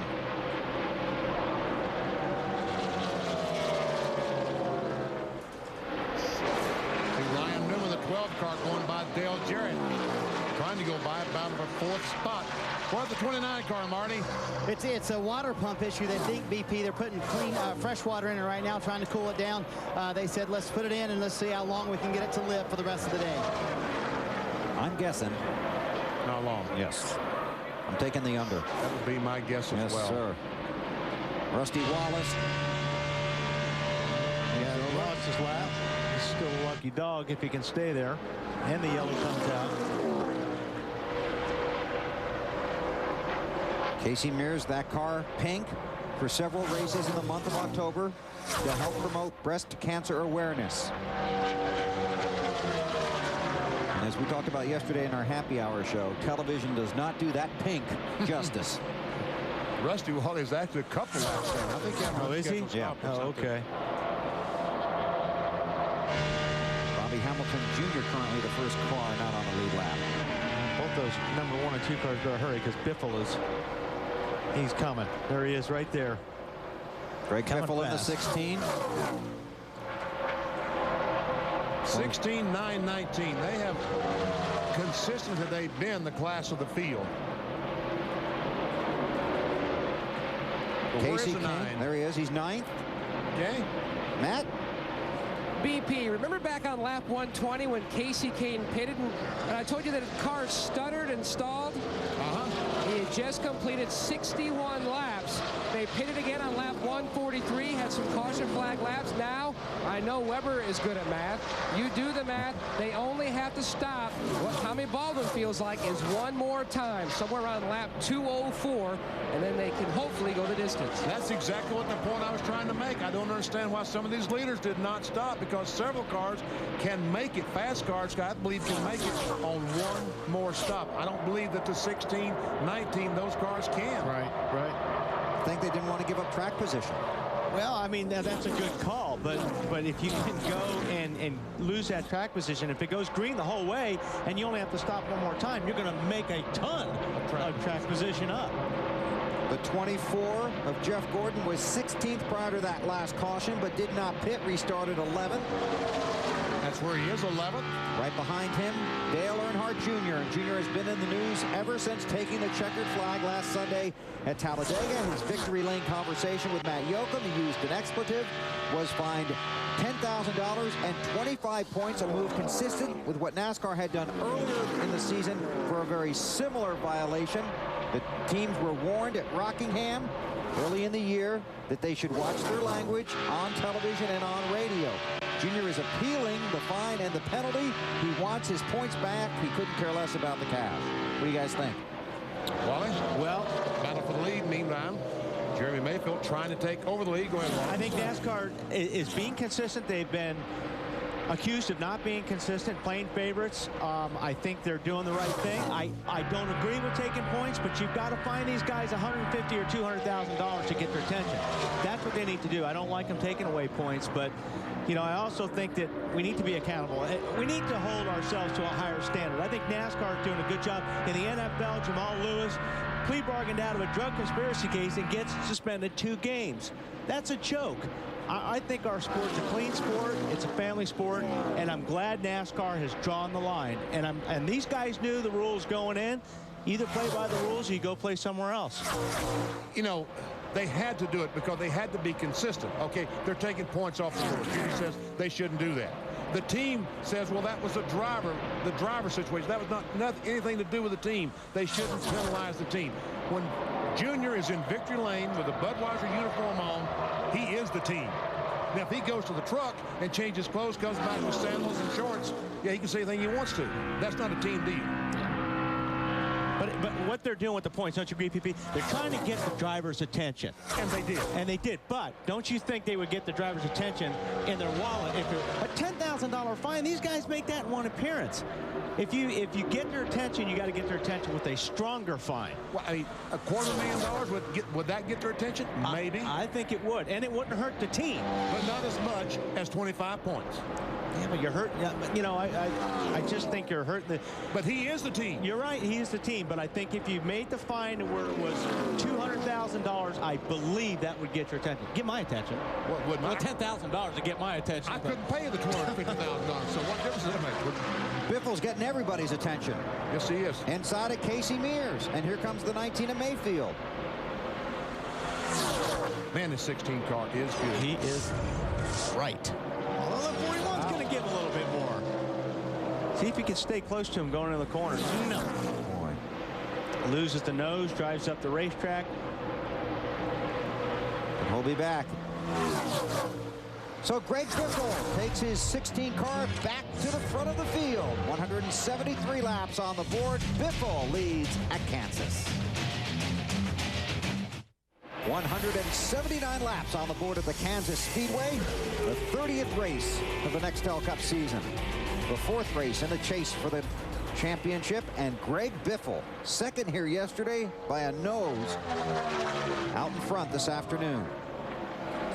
The first micro power shaving system from Gillette, the new M3 Power. It's the new power behind the Gillette Young Guns, and here's how they are running currently. Normally we see one of those guys in the first 3 spots. But right now, Ryan Newman, the first of the Young Gun, in 5th. And look at Kurt Busch and Matt Kenseth.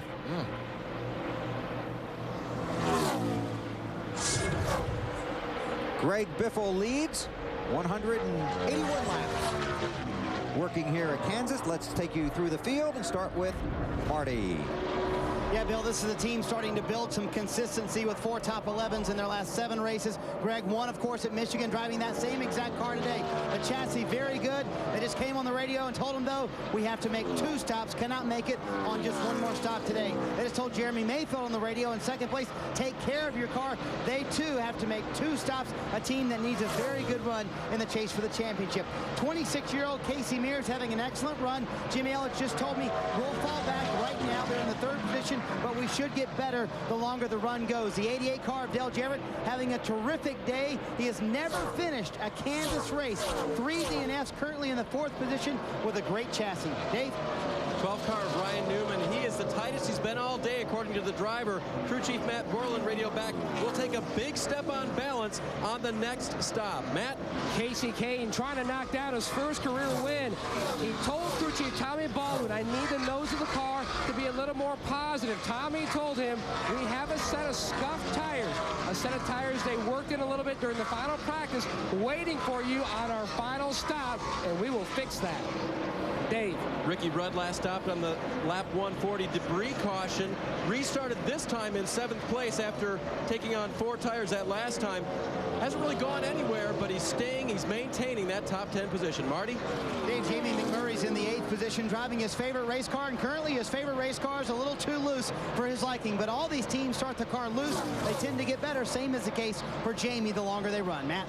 And Tony Stewart, he's been quiet on the radio since his last stop. So Crew Chief Greg's a bit on. He's not sure whether they have actually fixed their race car from their last adjustments, but Dave, he's running 9th. Elliott Sadler restarted in the top 10 during this run. He is still in 10th position right now. His car was tight. They adjusted on it, got a little bit loose. It's gone tight again, so battling a little bit of the handling in the 38 car. Bill? Greg Biffle continues to lead, Dave, and again, we will point out there are 3 different pit sequences working here. Some guys stopped around lap 131, 132, some around 143, and some around 154. So 3 different types of pit strategies playing themselves out here in Kansas. Back through the field to Marty. And Dale Earnhardt Jr. in the 11th position. It wasn't too long ago. He was down a lap, got a lucky dog, got the lap back. They can pit at lap 201. They can make it on one more stop. Still too tight in the center for the 8 bunch, Matt. Same scenario, Marty, for the 30th. Jeff Burton, 4 tires, no adjustments on his last stop. Back on lap 153. 13th here last year. Davies running 12th. 48 car of Jimmy Johnson. He radioed into his crew. Whatever you guys did on those last stops has really helped a lot. What they did was make a series of air pressure and chassis adjustments designed to correct the situation for Jimmy, and it appears to be working, Matt. Joe Nemechek, the pole sitter, 4 tires and fuel, no changes. Back on lap 153, he had the pit, went through the grass, no damage. Kurt Busch brought out the last caution and described to his crew a condition he's found before on his car, according to Kurt. It just snapped loose on him. He said it's happened 2 or 3 times earlier this year, and I don't like it. Matt? Marty? Dave just passed by his teammate Mark Martin, and while he called it on the head, he's in 15th right now. Don't count him out. Remember, they ran over the brake rotor, lost both right side tires. Mark has not said a word about the car, but it's clearly very fast. Matt? Jeff Gordon, 2 wins here at Kansas. He told me Saturday, this is the kind of place where you need to capitalize with this championship format. Places where you are strong, you can't afford to give up any points. He has battled back, Marty. He is currently in the 17th position. Michael Waltrip behind him, Matt, in the 18th position, dropped race car this weekend that he called wild earlier. Since then, the car's gotten a lot better. They've been battling a tight race car off of the corner for most of the day. Matt Kenseth came on the last stop, finally fixed that left front fender because smoke was starting to come into the car. They just can't get the front end to stop chattering, and he's loose off the corners. A lot of problems right now for the 17, Matty. Bobby Labonte just needs something good to happen for he and his 18 team.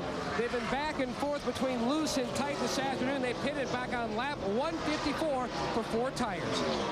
Brother Terry now getting pressure from Brendan Gaughan. He's lost a couple of spots since the restart. They did stop for 4 tires on that last caution. Did not make any chassis adjustments. Matt? Last car in the lead lap, Brendan Gaughan trying to work on a top 20. The car started tight as he just passes Terry Labonte, trying to make up more room, track position on this run. He says the car is tightening up a little bit, guys. Well done, gentlemen. And I can tell you that's tough to do. That's a good job, especially here at this track. Greg Biffle last pitted on lap 131. How far can he go? When will he come in? We'll find out when NBC comes back to Kansas. Bill Weber along with Wally Donovac, Benny Parsons, Dave Burns, Marty Schneider, Matt Yoakum, and our entire NBC NASCAR family here at Kansas. And the leader is on pit road, Greg Biffle. On lap 195, last pitted on 131 to Marty. Probably about 2 laps earlier than they expected to stop, Bill, but the car a little bit tight for Bill for right now at the end of that run. He can't go quite as early as he would like to. You know, you drivers, Wally, you want to go right from the beginning of a run, don't you? Car just too loose from that. They put on scuff tires this time, and a caution out right now. Caution, Marty.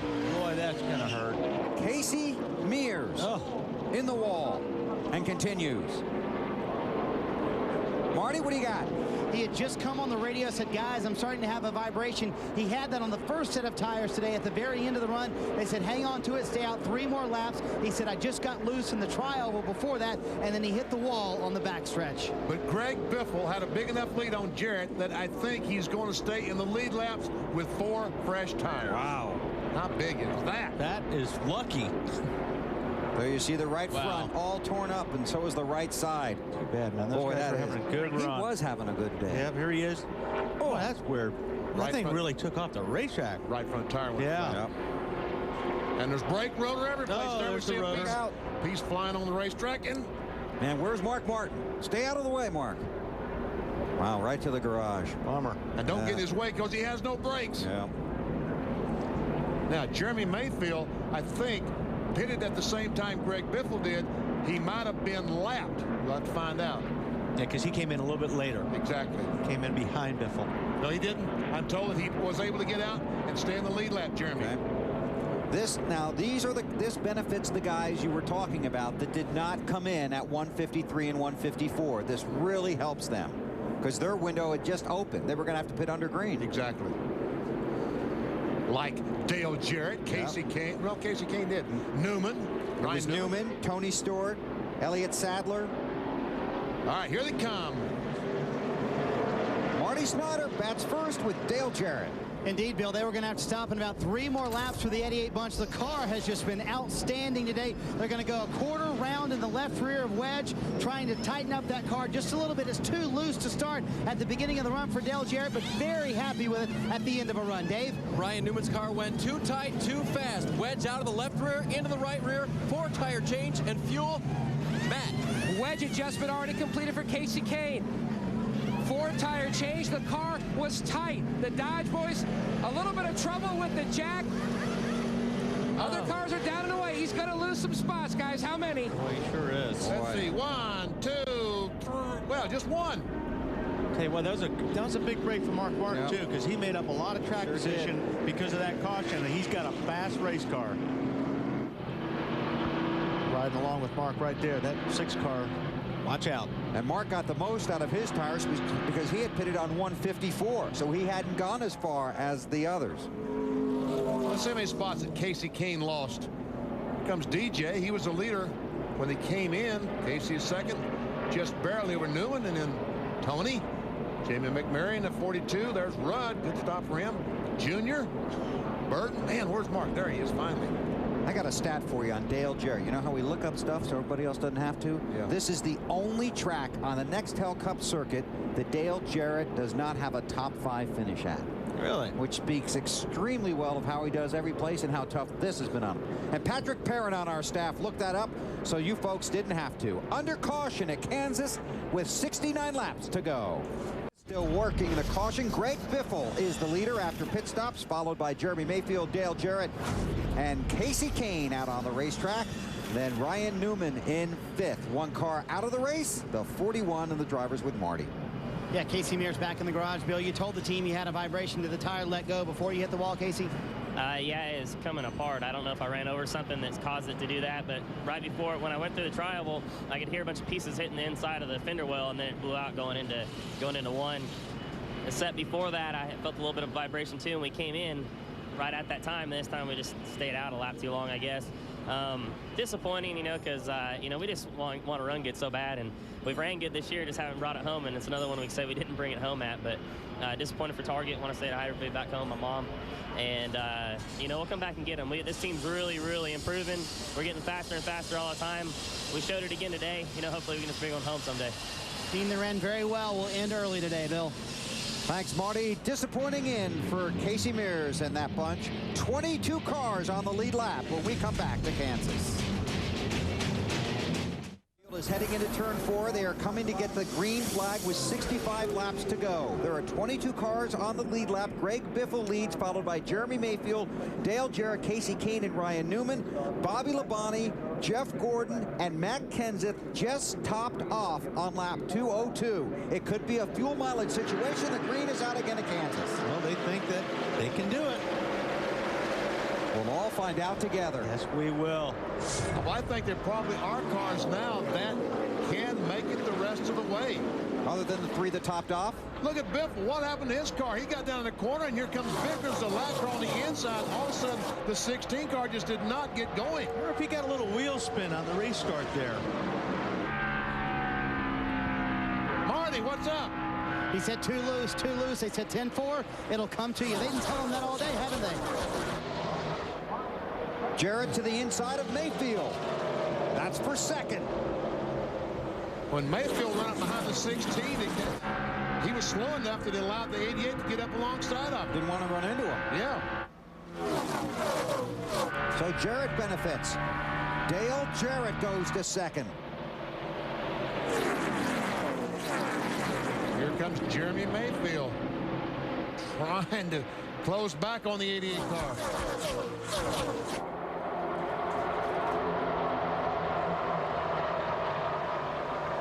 Boy, then you have this mess. Yeah, this is a mess. Tony Stewart in the 20, the 12 of Ryan Newman.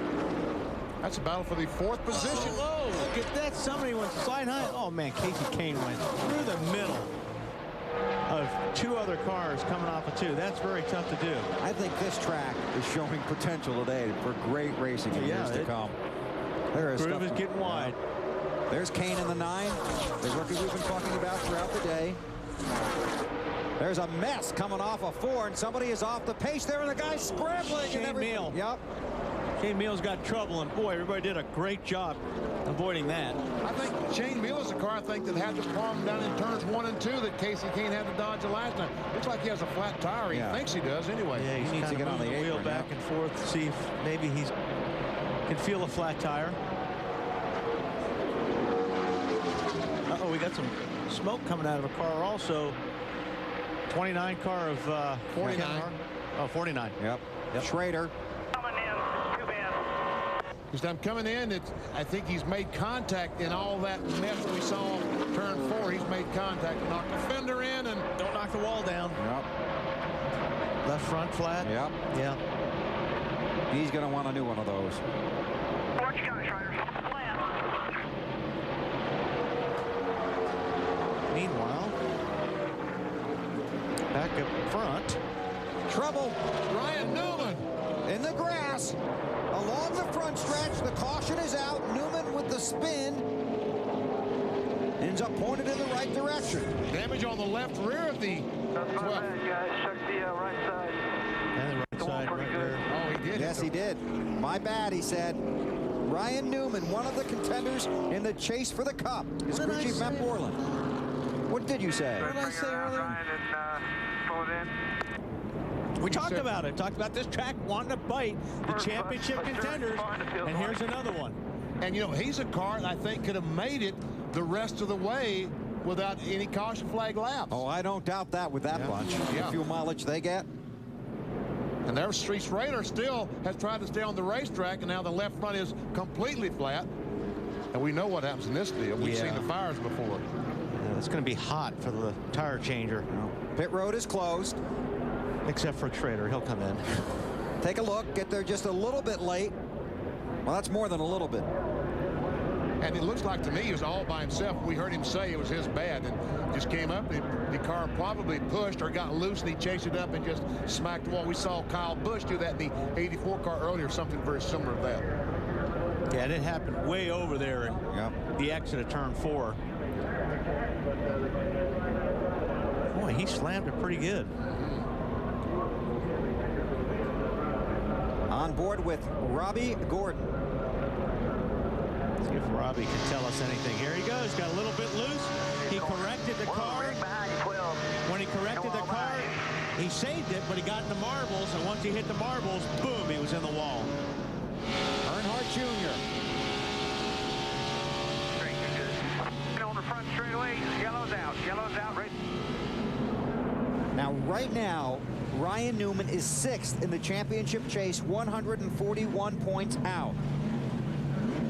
Keep that fact in mind, because he really stands to lose some points here today. He's going to lose. That car is not going to handle very well. He's not going to be fast in that car. Here comes Biffle. Yeah. Now, a lot of this will be gas and go stuff. Guys will just be taking gas. Some guys in the back will take tires, try and get a little fresher rubber. Now, they're getting within their window, Marty. In the case of Dale Jarrett, middle of your screen, he was about 4 laps short. He said, I needed a little bit of fuel. We can't take the chance here. Greg Biffle, your leader, top of your screen, he said, we've got to have fuel, but you've got to keep me in the lead, Matt. Tony Stewart pit road in 4th. The car is tight. This is a great opportunity for Zippy to make one more adjustment. They're going to make a chassis adjustment, a wedge adjustment. Shaggy Larson trying to crank on that as Jeff Gooch Patterson tops it off, smokes away. This is a great opportunity for them because they were 2 laps shy of making it. But they lost so much track position, Matt, by changing tires instead of just fuel. Mayfield was the first one out, I believe. It was a big mess at the end of pit road, too. So we'll sort it all out here at Kansas. Pit stops under caution with 57 laps to go. There's the 12 car now behind the wall. They've got some additional work to do because they had a little problem on pit road. Yeah, when he hammered the wall, I'm sure he did some damage to the drive shaft. Watch the right rear. He goes to leave and just shreds the drive shaft. Joe Piet said, we're done. Take it to the garage. Marty?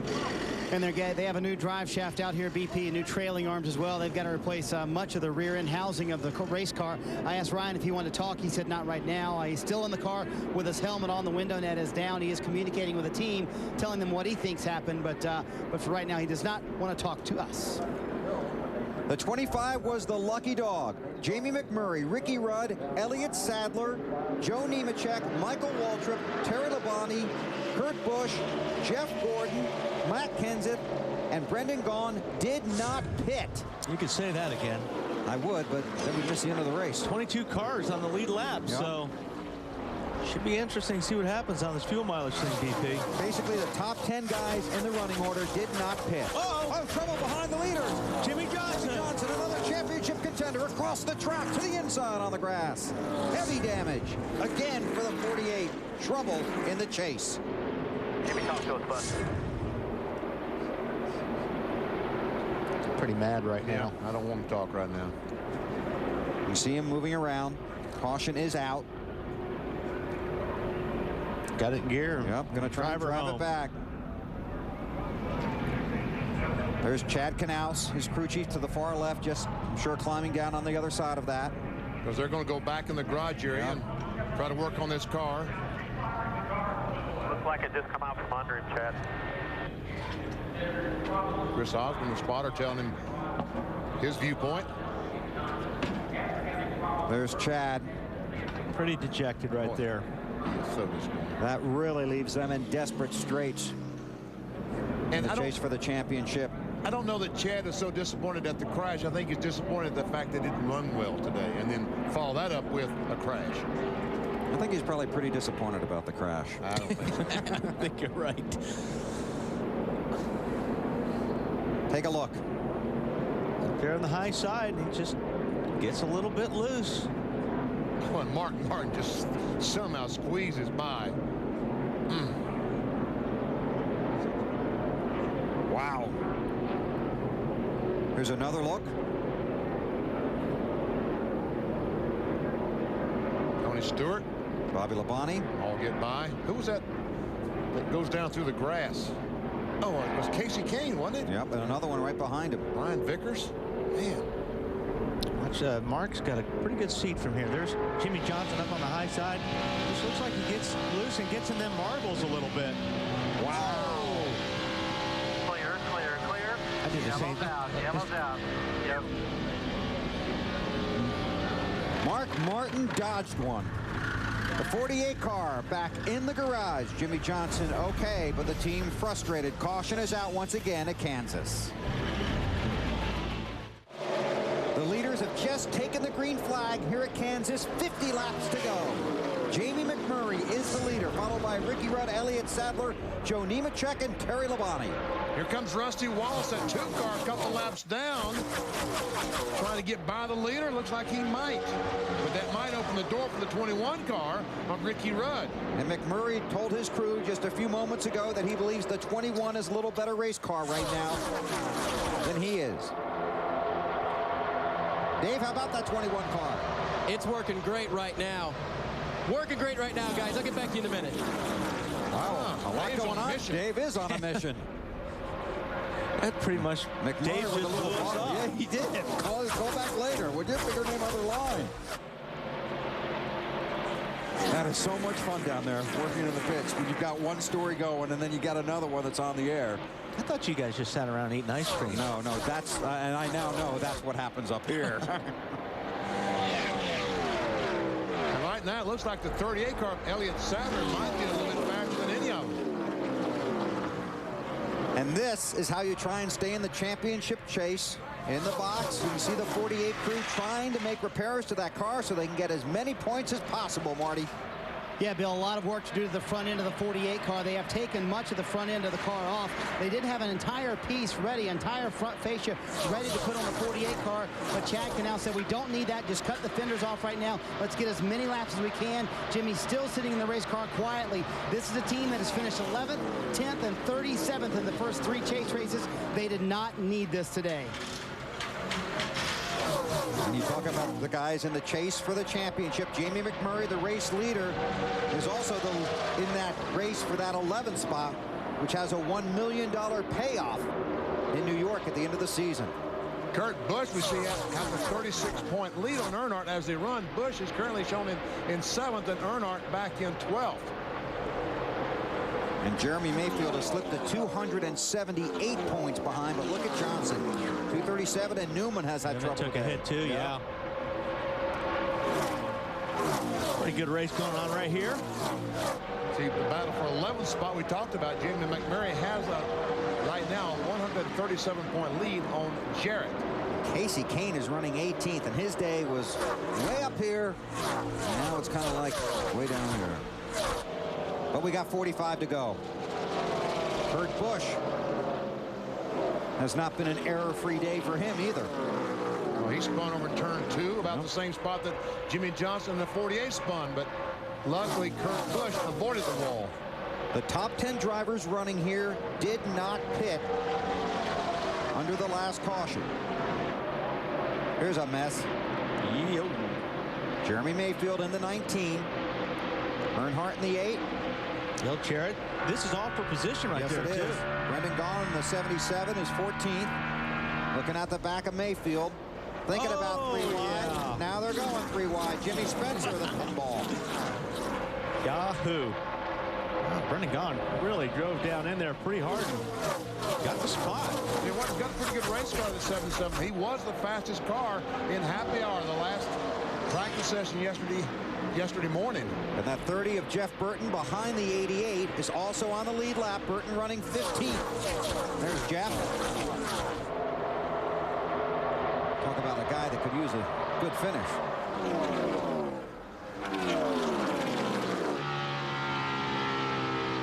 McMurray still continues to lead. Take a look at your Little Debbie lap leaders.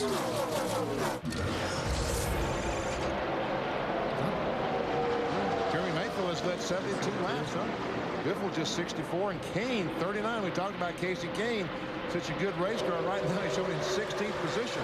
But Kane is one of the drivers that stopped to top off at 2:02.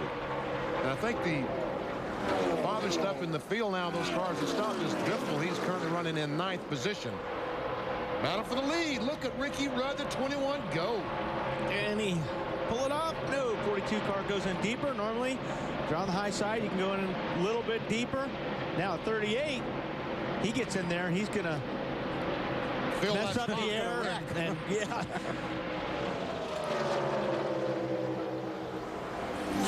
Actually, 38 really helped push the 42 up there. Sure did. By slowing up the 21, too, right? Yeah. So, got the spot. Who's that? Nemechek. Nemechek back in the hunt there.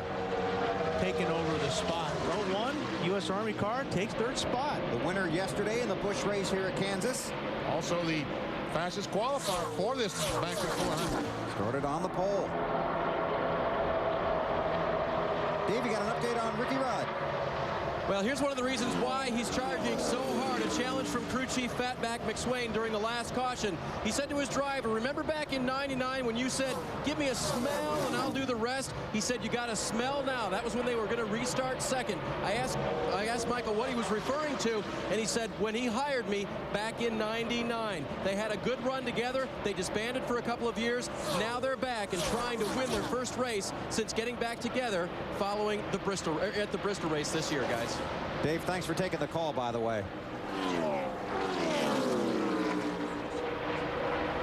I got a feeling he was talking to Fatback when we were trying to tell him to get the story. Man, look how that 42 car, he was wiggling all through turns 1 and 2. Looked like he was on the verge of losing control, enough so that he lost the lead to the 38 car of Sadler. 2nd spot to Nemechek. And here comes Rudd. Yeah. He's going to catch his breath here for a minute. Yeah. New leader, Elliott Sadler, upside down at Talladega last week, on top of Kansas today. Marty. Well, the reason Jamie McMurray lost all those positions, Bill, is because his car is loose. It's been loose for most of the day. They really haven't been able to tighten up like Jamie would like. That's why he's back and forth and lost lead. And another battle for the lead. About it. Front row Joe to the front in the 01 car. How about that? Going for the sweep at Kansas. Oh, he gets a little bit loose and crosses over.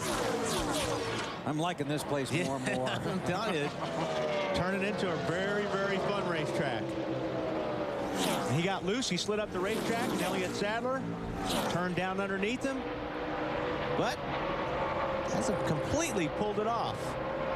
54 races since Nemechek has gone to victory Contact lane. there, maybe? Might have been a little bit. 23 lead changes, ties the record set here last year. And I don't think we're done. Good racing right there. Update on Elliott Sadler from Dave Burns. I talked to crew chief Todd Parrott this morning about their race car. He said, we found something late in the final practice yesterday afternoon. The whole corner, we were tied in and loose off. We fixed both of them with what we found late in the day in happy hour yesterday. So far today, they've run in the top 10 almost all day long, guys. Thank you, sir. And Jimmy Johnson, the 48 car, has repairs made on the car. He's going back on the racetrack. There we see him going down pit road. Jimmy is currently scored 31st. He is 5 laps behind Ward Burton and 12 laps behind Jeff Green. Possible points for the 48 to pick up. Only has 35 laps to do it. I don't think he's going to catch them on the racetrack and pass them. He's going to have to hope somebody goes out in front of him. That's right.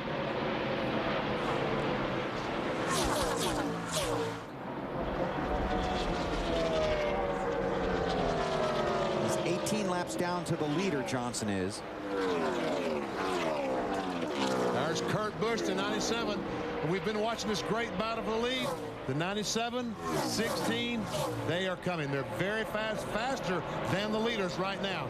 Dave Burns, what about this 97 car? Well, they restarted 7th, so they've already picked up a couple of spots. And remember all the changes they've been making to that chassis as the day goes on. It always starts loose and gets tight. The last time they took a spring rubber out of the left rear, made an air pressure adjustment on both right side tires to try to get it good for Kurt. And he's as fast as he's been all day. Look at him. He was the fastest on that lap, guys. Yes, he is. He's just hooking that bottom. But he last pitted on lap 198.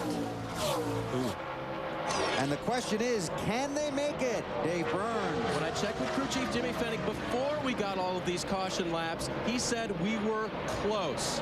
So therefore, extrapolate that out, should be good to go. What was that word? Yeah. I have no idea. Extrapolate. I'll explain it later. More on the leader from Matt. And they're waving the towels, cheering Joe Nemechek on, trying for the weekend sweep. And believe it or not, the car number 01 has never gone to victory lane, going all the way back to 1949. Joe is trying to save that right front tire because he knows this race is not over till lap 267. And these guys are coming up. He knows it. He can see him in the mirror. Tell you what, Ricky Rudd's not saving his right front tire. He's going. Takes over second spot from Elliott Sadler. Ricky Rudd last pitted on lap 198. Can those guys make it? Can Nemechek hold on and sweep at Kansas? The conclusion is coming up. Trouble here at Kansas. Casey Kane has just spun. The caution is out. See that 10th damage spot. See that damage to the left rear? Does that mean that make contact with someone? That could. That's a good possibility. And this removes all doubt about who can make it. And the big question now is who will pit and what will they do? And this is what really Biffle needed, and this is what Kurt Busch needed, because I don't think they were going to be able to catch those guys up front. They might have been just too far away. Let's see if... Now the 9 car. Michael Waltrip on the outside. Yeah, he just got loose. 9 car just got loose. He was too close to the 15 of Michael Waltrip. He lost the air off the spoiler, got loose. And the 17 car, he was already crashed when the 17 car, I think, hit him in the left rear.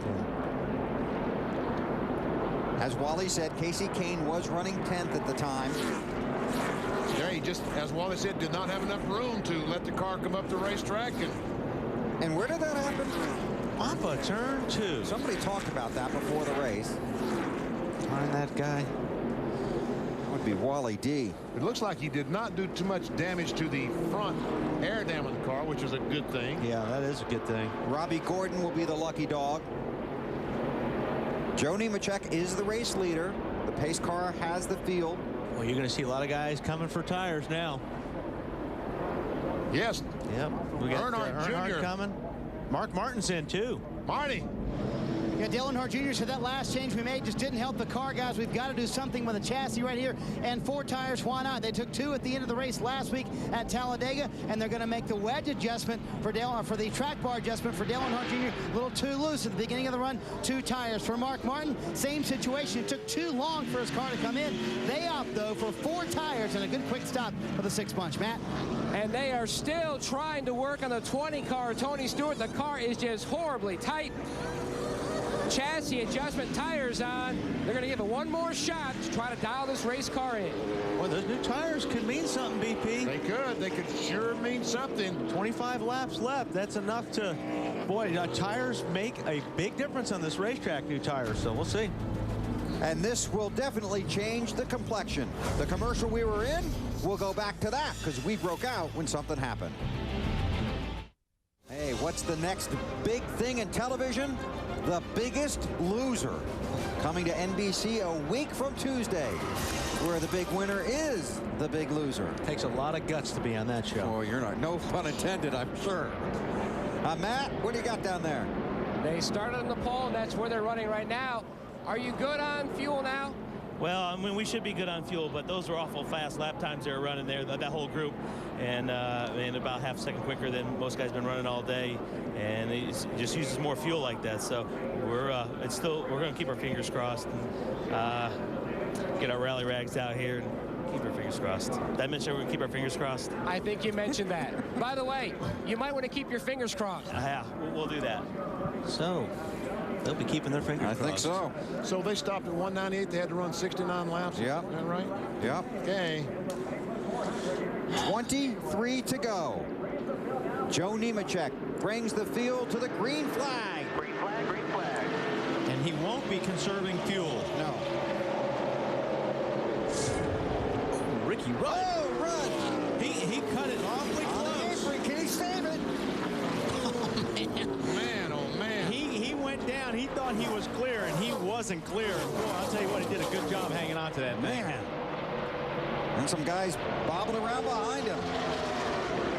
Rudd in the 21. That is what you call a moment.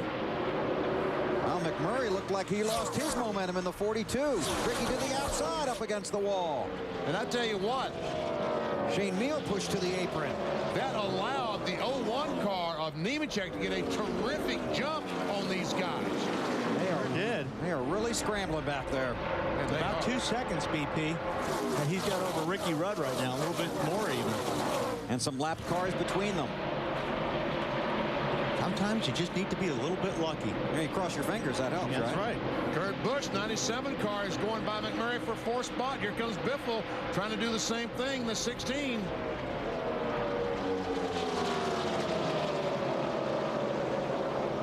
Update from Marty. Raindrops starting to fall, Bill, here in the infield, so that could play a factor before this thing gets the checkered flag. 20 to go.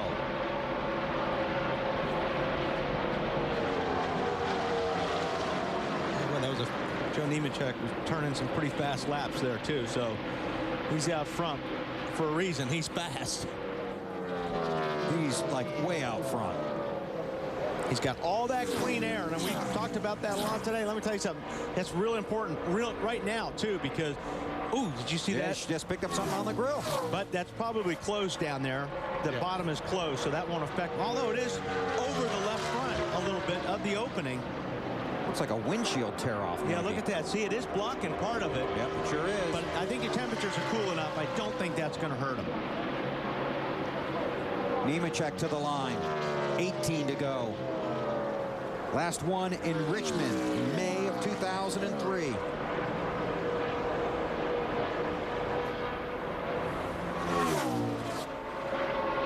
Bill, we haven't done it all day. It's time. Okay, go ahead. I watched the commercial last night. I thought of you. Cue the duck. Cue the duck. There he is. Our Aflac trivia question: who are the only drivers to finish in the top 5 in all 3 Kansas NASCAR Nextel Cup races? Well, Jeff Gordon, Ryan Newman are 2. How many drivers are there? Trouble. Robbie Gordon. This is in the tri-oval on the front stretch. Caution is out. Oh, Nemechek did not. I think I popped the right rear tire again. tires are... Oh, boy, you're right. He did not need that. Man, he was loving that restart. A 2-second lead with 17 laps to go. Yeah, definitely had a right rear tire going down. Left front looks like it's flat, Robbie. There's the 12 car of Ryan Newman. He has returned to the track, 33rd in the scoring order, 40 laps down. Let's see what we can see on this replay.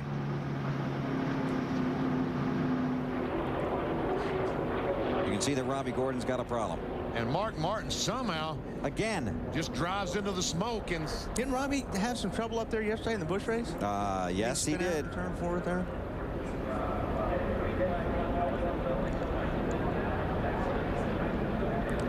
Wow. Gosh. Yeah, that was really close for the 6th car of Mark Martin. This is the one I want to see. On board with Mark. And he's not going to see much. Robbie just got up in the loose stuff is all that happened. I mean, that's what it looks like. He was up in the marbles. And here's how it feels to be Robbie. Yeah, he just got that loose marbles. Get a little bit high, get the right side in that marbles, and ouch. This is Ryan Pemberton, crew chief for Joe Nemechek. No, man, I had a 2-second lead. They're not going to catch me. Man. Benny, the car number 01 has never won, and the guy you were just seeing, Ryan Pemberton, has never won as a crew chief in Nextel Cup either.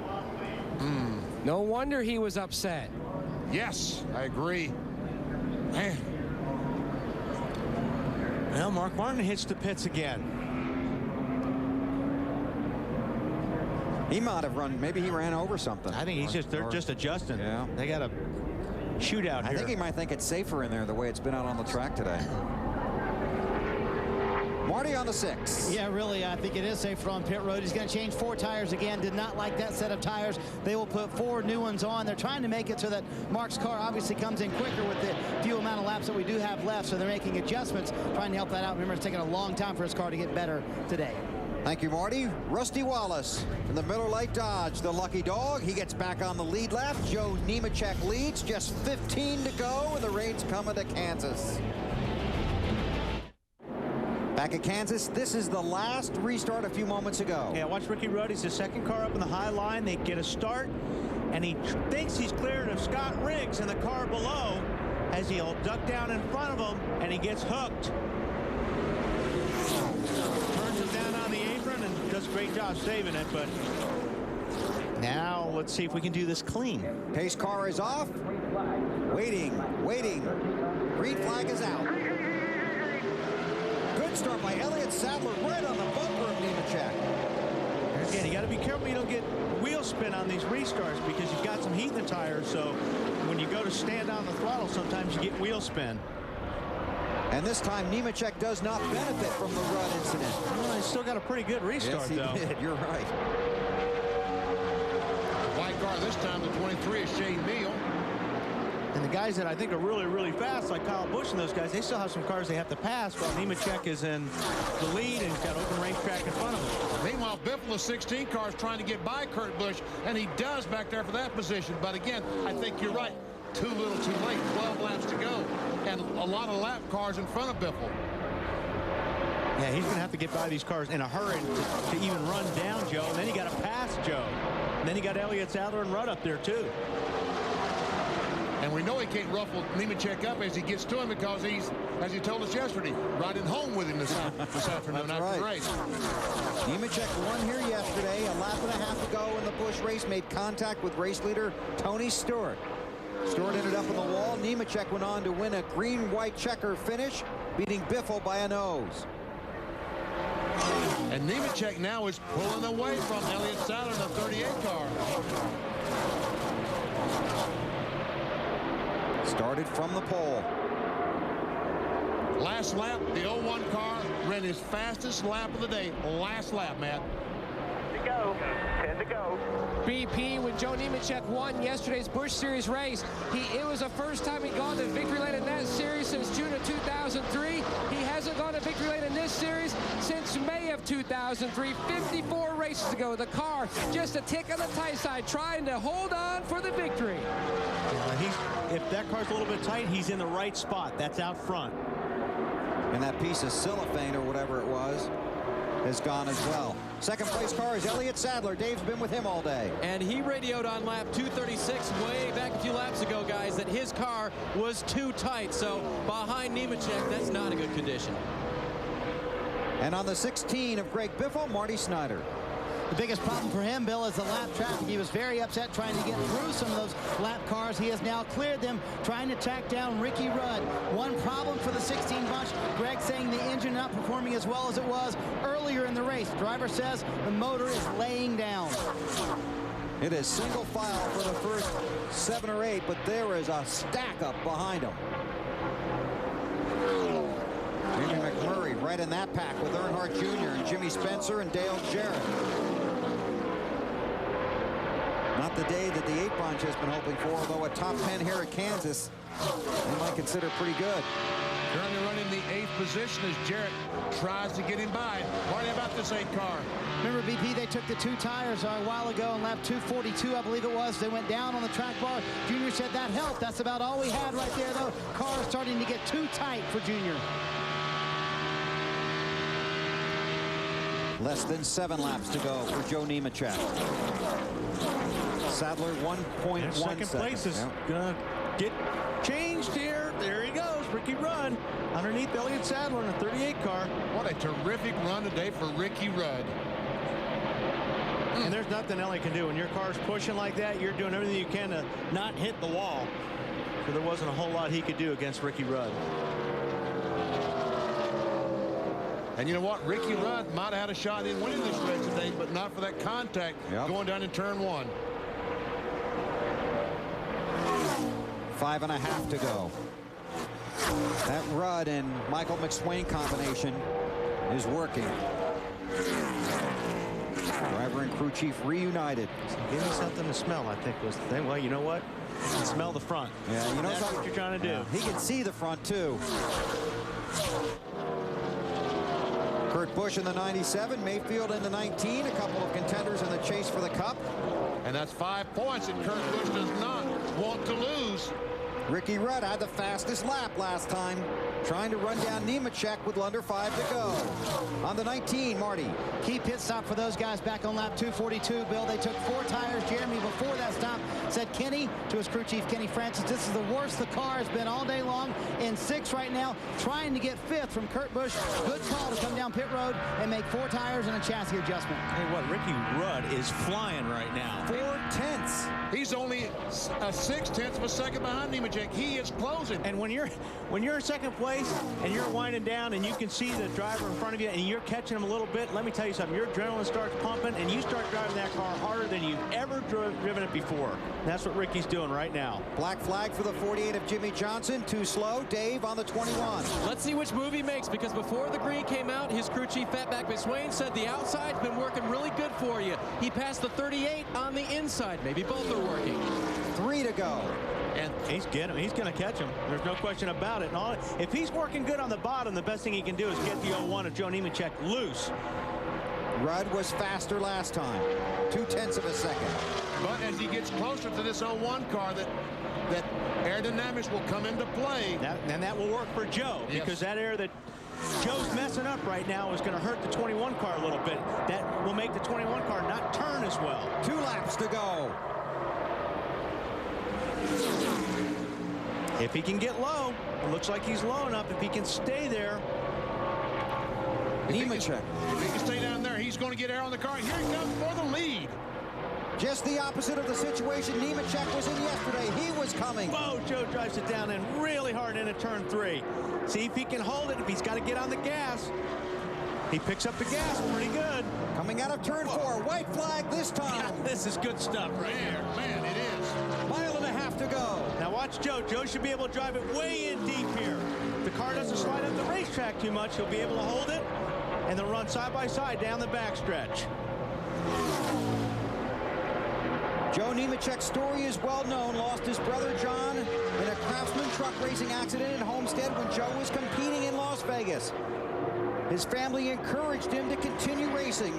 Oh, here comes Rudd. He's got to run, but Nemechek will mirror block him now. Rudd is a veteran to the apron, but it's Nemechek with the win at Kansas. That was a good race. Man, terrific battle there at the end. Wow. Ryan Pemberton, you have won a race. And Ryan won't be able to jump around and celebrate because he has a very bad back, a painful back. So Nemechek with the sweep. It's good for the U.S. Army guys, isn't it? A lot of those guys are watching the race. Be careful on him. Pete Wright. We talked about Pete a few weeks ago, right? Alan's a card-carrying member of the Pete Wright fan club. Matt? BP, he has finally made his way out of that mosh pit. Ryan, your first win as a crew chief, and boy, you couldn't ask for any more dramatic finish than that. Man, I'm emotionally drained right this minute. All those cautions and running out of gas, and almost. He's probably out of gas right now. I don't even think he can do a burnout. That's all. Man, Joe's been, he's been really on it. His team deserves, I really would have thought we'd had a win long before this. The way this team's been running, we just couldn't quite get those finishes, and here we put it all together, man. Great qualifying effort by Joe. Man, I can't say enough about this team. It's a lot of fun. The last 2 years, this team has really gone through a lot. Oh, man, I can't even express how much this team's gone through. And, you know, the whole being backed up by the Army here, I don't even know what to say. I'm all lost for words. You know, this is for all the troops. And Ryan's brother Roman is a spotter for the 01 car.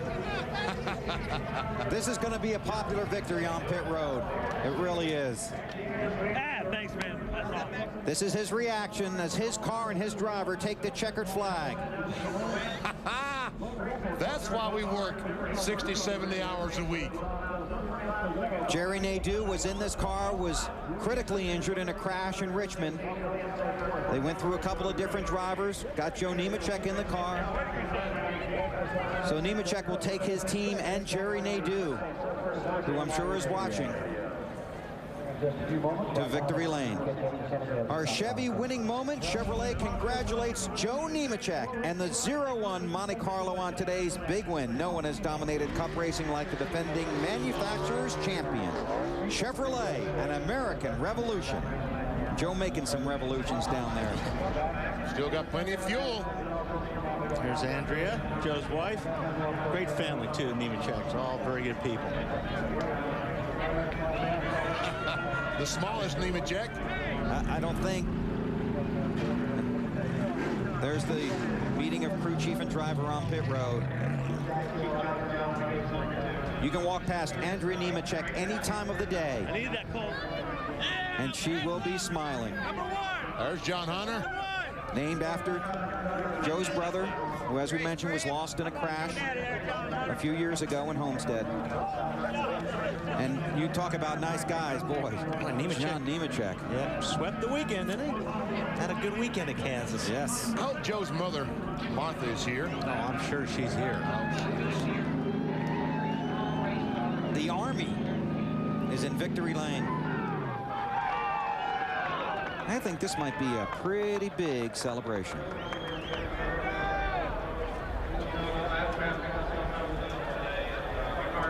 Usually Martha has the Army duds on. Yes. Yeah, she's camouflage.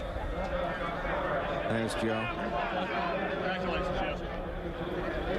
Oh, yeah. Won yesterday. Obviously some controversy involved after the contact with Tony Stewart. Whenever you win, Joe. I'm coming out. Joe Nemechek celebrates victory in Kansas, and Dave Burns is in victory lane with him. And you know, it almost rained earlier. Now it's soaking down here in victory lane, but not with rain showers. Gatorade everywhere, and Joe Nemechek. Just look at this. Talk about a happy bunch. Joe. Joe, getting a big hug from car owner Jay Fry. And Joe, tell us about that, the Kansas sweep for your team this year. Hey, John Hunter. Oh my gosh, incredible day. Oh, what a day for the Army, Chevrolet, Valvoline, Centrex, Hendrick Motorsports, building our engines. Awesome, Rick, killer motor, man. Thank you very much. Rick Hendrick stepping in to congratulate Joe as well. Talk about the emotions, Joe, now bringing this team to victory here at Kansas. This is cool. The sweep at Kansas, who would ever figure? Oh, man, I'm so happy. I was trying to save gas there at the end, and I had them tighten it up that last run. I was a little bit too free most of the runs before that, and they got it tight, and I'm like, man, I'm a little bit too tight, but I drove to the lead. And they're like, save gas, save gas, save gas. And there at the end, I was trying to save gas, and here come Ricky Rudd out of nowhere. I was like, holy moly. And then I had to get back on it, and he got up beside me one time, and I wasn't going to let it happen. I come too close yesterday. This is just an incredible day. I just got to say thank you to all the troops overseas. Everyone, awesome. This is a cool experience for myself, representing the Army. Incredible. Thank you. Joe, I see Andrea here, baby Kennedy, John Hunter. Where's Mom today? Well, my daughter Blair, Mom was supposed to come up. She was going to try coming up on race day, and she didn't make it up. But they just got back from Florida. They've been and say hello, Mom, Dad, Grandpa, Marty's, Mark, all the nieces and nephews. Man, yeah, wish you were here. This is incredible, incredible. How much of a factor did yesterday play in making the car right for today, Joe? Well, I think a lot of that definitely helped. I got to thank my Busch crew, Gary Putnam. We talked about a few of the things that I didn't like with my Army car last night. That's good for a guy with a bad back, huh? Yeah, that'll fix his back problems. But we talked about it. Ryan and I talked about it last night, and Gary Putman, my Busch crew chief, and him talked, and we changed quite a bit of stuff on the front end of this car to try and make it drive a little better. It was incredible. Incredible day. Joe Nemechek goes to victory lane, breaking a 54 race drought, guys. Thank you, Dave. It's a big family moment. And I'm sure Mr. and Mrs. Nemechek are celebrating as well. Joe and Martha, yes, they are. Here we go. Checkered flag is in the air. Joe Nemechek beating Ricky Rudd to the checkers.